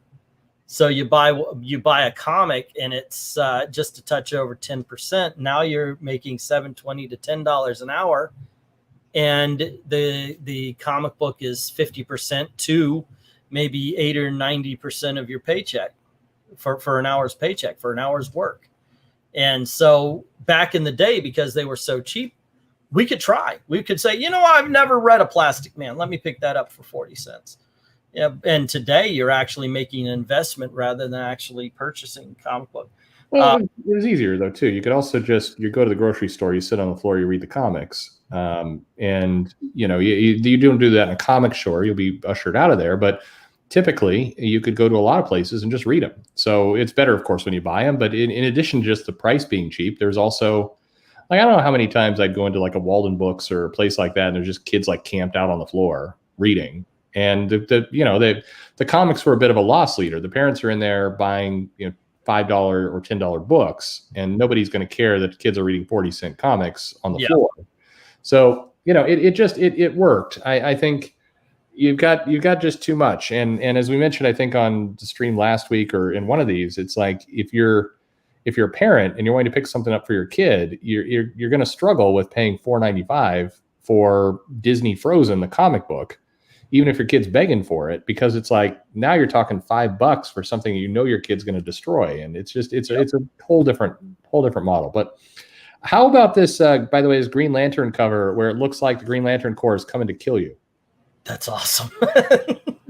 Like most comics, there's something's going on in the action there. But that one, the Green Lantern Corps is done. Someone's getting their butt kicked. Yeah. Yeah, they are tired of all your all this SJW talk, and they're coming to just murder you. Well, or you could just jump it about 10 years later, have the rest of the Corps in the same position, just turn Hal to where he's facing them. There you go. All right. So I think we got two more here. Marvel.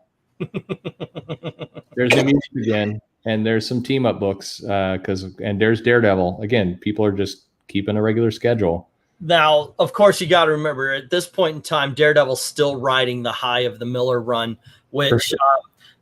I've got the Elektra Saga trade paperback behind me, and it is the Cliff Notes basically of the Frank Miller run. It's got all the Elektra stuff put into it. It's an amazing miniseries. If you can get it, it really does. It's Frank Miller's Daredevil. It's the best run of comics of all time.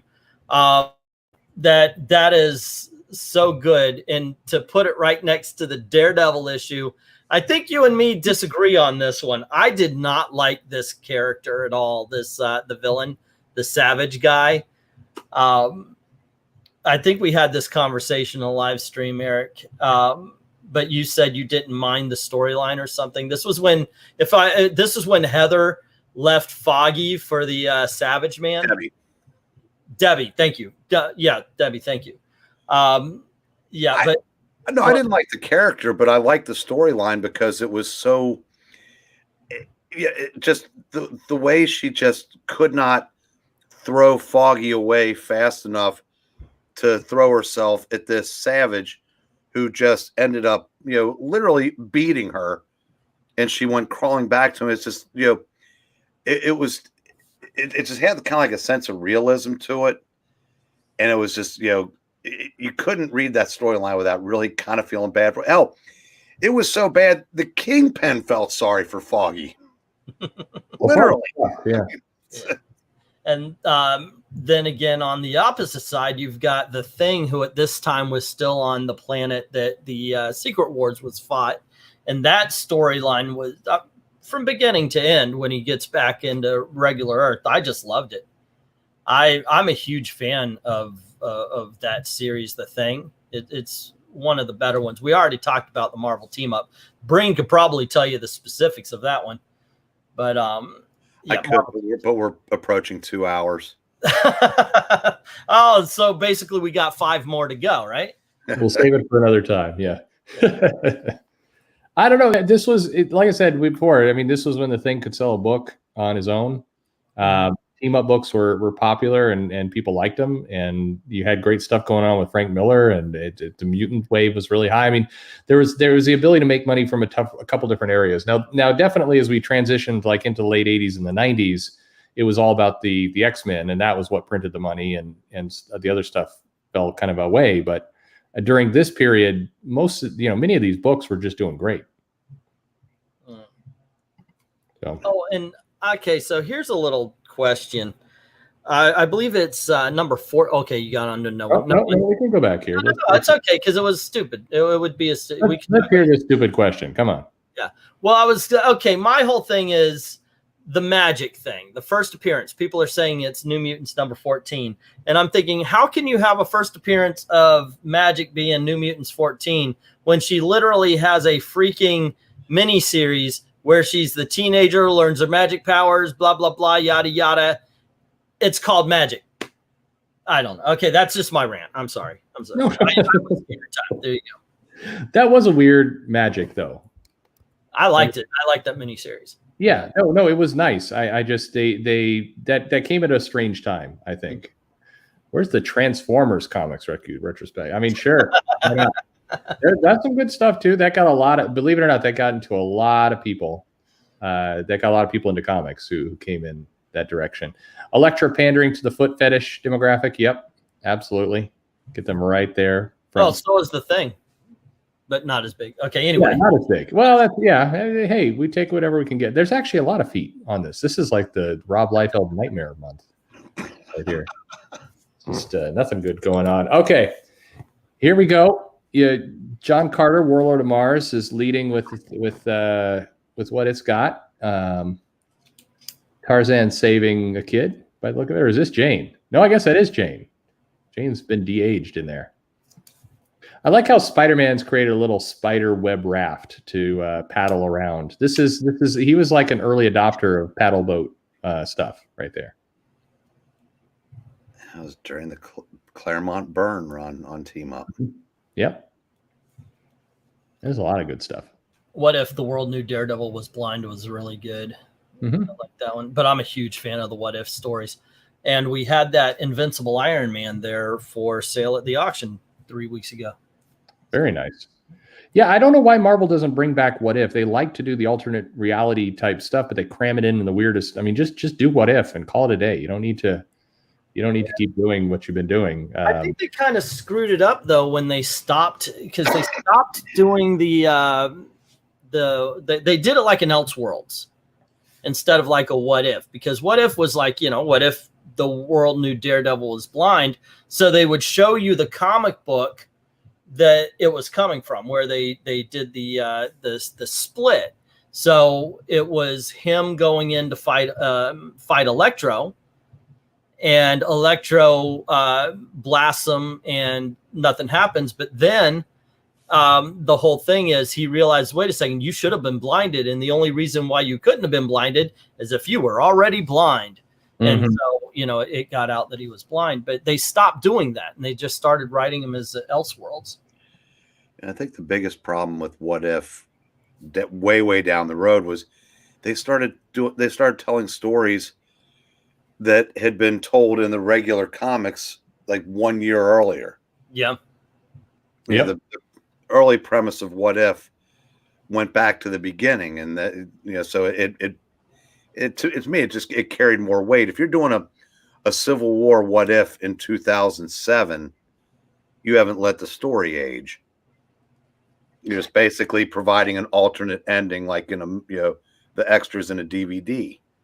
Well, and when you're doing like Captain Marvel has run now, I think at least 2 storylines where she's in an alternate reality. She's in one with the Submariner's kid with the Enchantress, and it's like when you're doing What If style stories just in the normal comics, and then combined, you're not putting real good artists or writing teams on What If. There's just no point to the book at that moment. So at this point, also, they even in DC Comics, they've opened up all universes, and you're finding out, oh, you remember that Elseworlds where Batman was a vampire? Well, here he is, and we're having characters interact with him. Or you remember that What If where Spider-Man kept his 8 arms? Here he is, and we're having him getting eaten by the villain of the month. So it doesn't have that special feeling, because these were standalone stories. They were never going to cross into the regular world. And because of that, they could tell whatever story they wanted. And I think by inviting them into regular universes, they kind of took away the power of the story, of the narrative anyway. Yeah, for sure.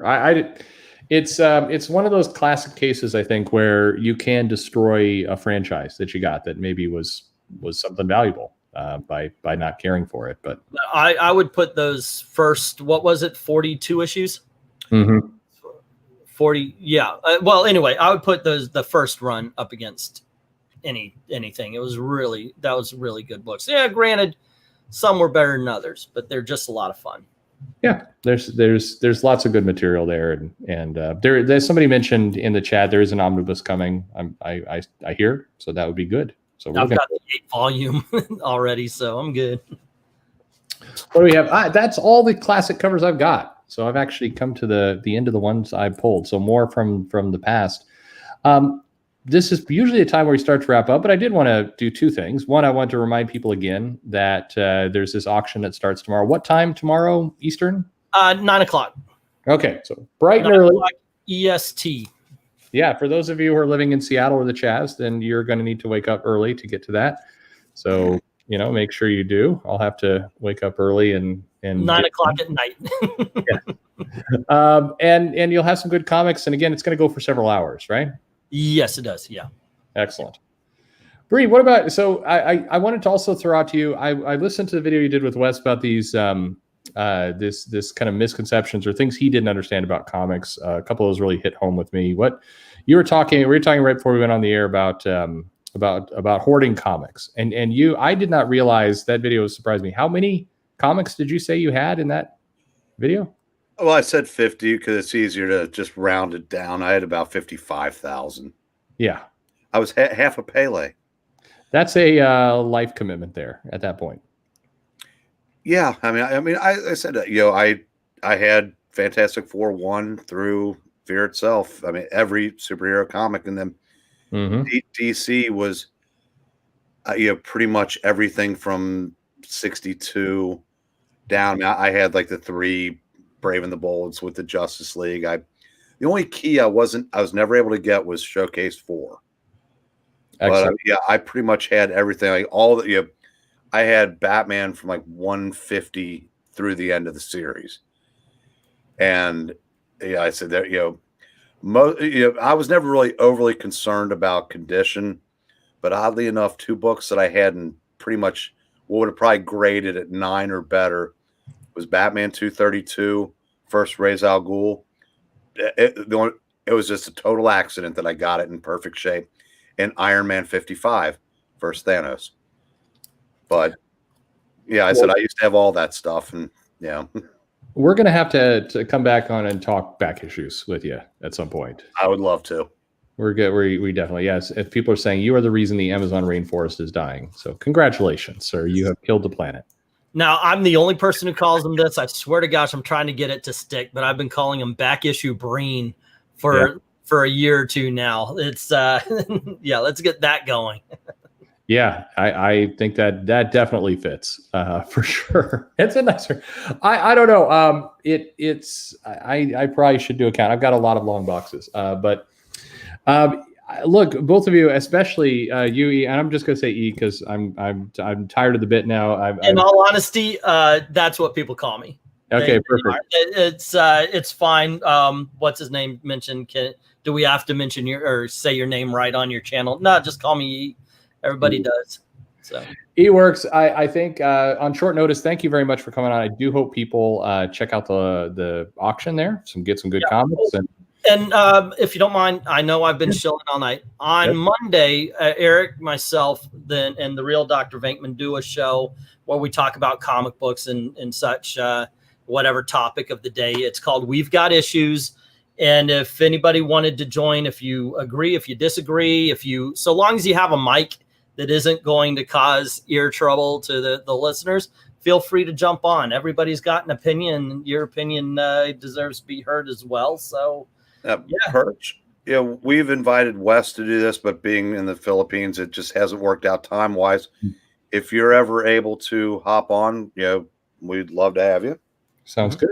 I'll give it I'll keep that in mind, and I think I'm going to try and get Jimmy to come on here next week. And there's some stuff coming out. Next week is not the same level of kind of hype. I wound up having a ridiculous amount of, I feel bad for all the people who listen to it because there's like hours of junk this week. Not junk, good stuff. If you haven't checked it out, I think two in particular, Richard Case talking about his Doom Patrol run for like almost 2 hours was just awesome listening. I would definitely check that out. I think that was out on Tuesday. And then Sean Gordon Murphy's his talk on social media was really good. That I'd recommend, and all the rest. Like I said, we'll hopefully pretty soon here we'll get the Steve Skarosh interview up, and we have a couple interviews more interviews I'm recording next week. We have Joe and I have a little surprise for you here in the next day or two, which I think you're going to enjoy as well. So here's Sean, who's just tuning in. Thank you for coming again. Always a pleasure to have you, and appreciate your very forthright comments on social media and everything there, and I hope a lot of people took it to heart. But anyway, any last thoughts, guys, before we head off into the night? I think I shilled everything. It's been fun, and thanks for having me. I think more so it was hey, put me on, because I was bored and lonely, and I'm so happy that you gave a topic. Sorry if I took over though. Just went on rants and got on the soapbox and such. One thing, by the way, that I did stick away from that I heard in the comment section, Maranya was mentioning, if you ever want to set me off, talk about Secret Empire or legacy numbering. But there you go. I certainly appreciate you having me, man. Thank you. Yes, very good. Now, everybody, while Sean is here and he says he's drunk, so let's make sure we hit him up to take care of City of Bruce with us. We got to do it. It's got. So this is actual Sean Gordon Murphy, not Sean Gordon Murphy, much like we get all the time with. Okay, this is a real deal. Yeah, absolutely. All right, there you go. And okay, yeah, by all means, he's got a great idea. Bruce Wayne bangs Gotham to create. Yeah. There you go. Who doesn't want to see that? He's asking if I had a bet on Marvel or DC, like as a horse race, who would you bet on? Unfortunately, Marvel. You're Marvel. What do you say, Eric? Marvel, because I said there's no such thing as a DC zombie. Look, in the 80s and late 90s, DC Comics comes out of the crisis and they're just killing it story wise. Hawk World comes out, the Longbow Hunters come out. We've got the Watchmen, we've got the Dark Knight Returns, Sandman, Vertigo starts, Alan Moore's Swamp Thing, all these great and amazing stories, and Marvel kicked their ass. So it depends on what you're talking about. If you're talking about who wins the sales charts, Marvel. If you're talking about who can possibly turn their companies around and begin to tell great stories with great art and that captures the imagination and reminds us why we love this hobby, well, I will say this: only one of those has Sean Gordon Murphy working his ass off on a Batman title. There you go. Now that's I think I'm betting. Yeah, Ashley's betting on Viz. Yeah, pretty much. I think I'm betting that the stories I'm going to enjoy more over the next year are going to be DC stories. I'm betting that that's going to be the case. I think that Disney's got deep pockets and just won't stop. So that's an interesting dynamic. I do think that the picture is going to clarify pretty interestingly between now and May. I think May is going to be a very interesting time period where we kind of see where these companies are at and creatively great stories. Well, creatively DC, all day long. Well, even now, look, I didn't care for Legion. God bless those who did.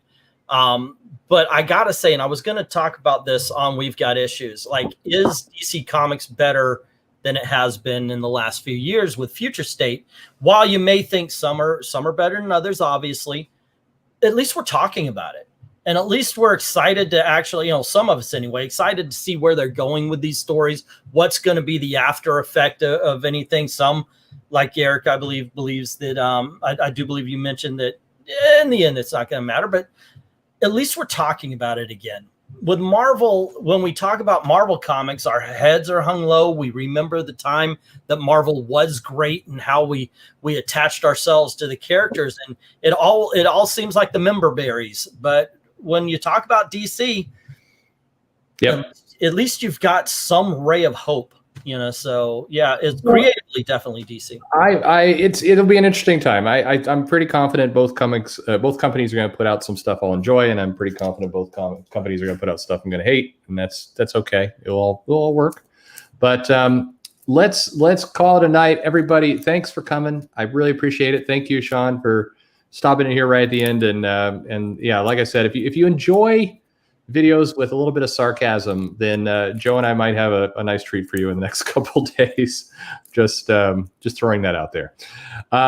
Hey, Eric, thank you very much for joining me tonight, and check out that auction. And thank you, everybody. If you had a good time, all the normal nonsense about likes and subscribes and all that crap. Thank you very much for listening. Good night, kids. Have fun.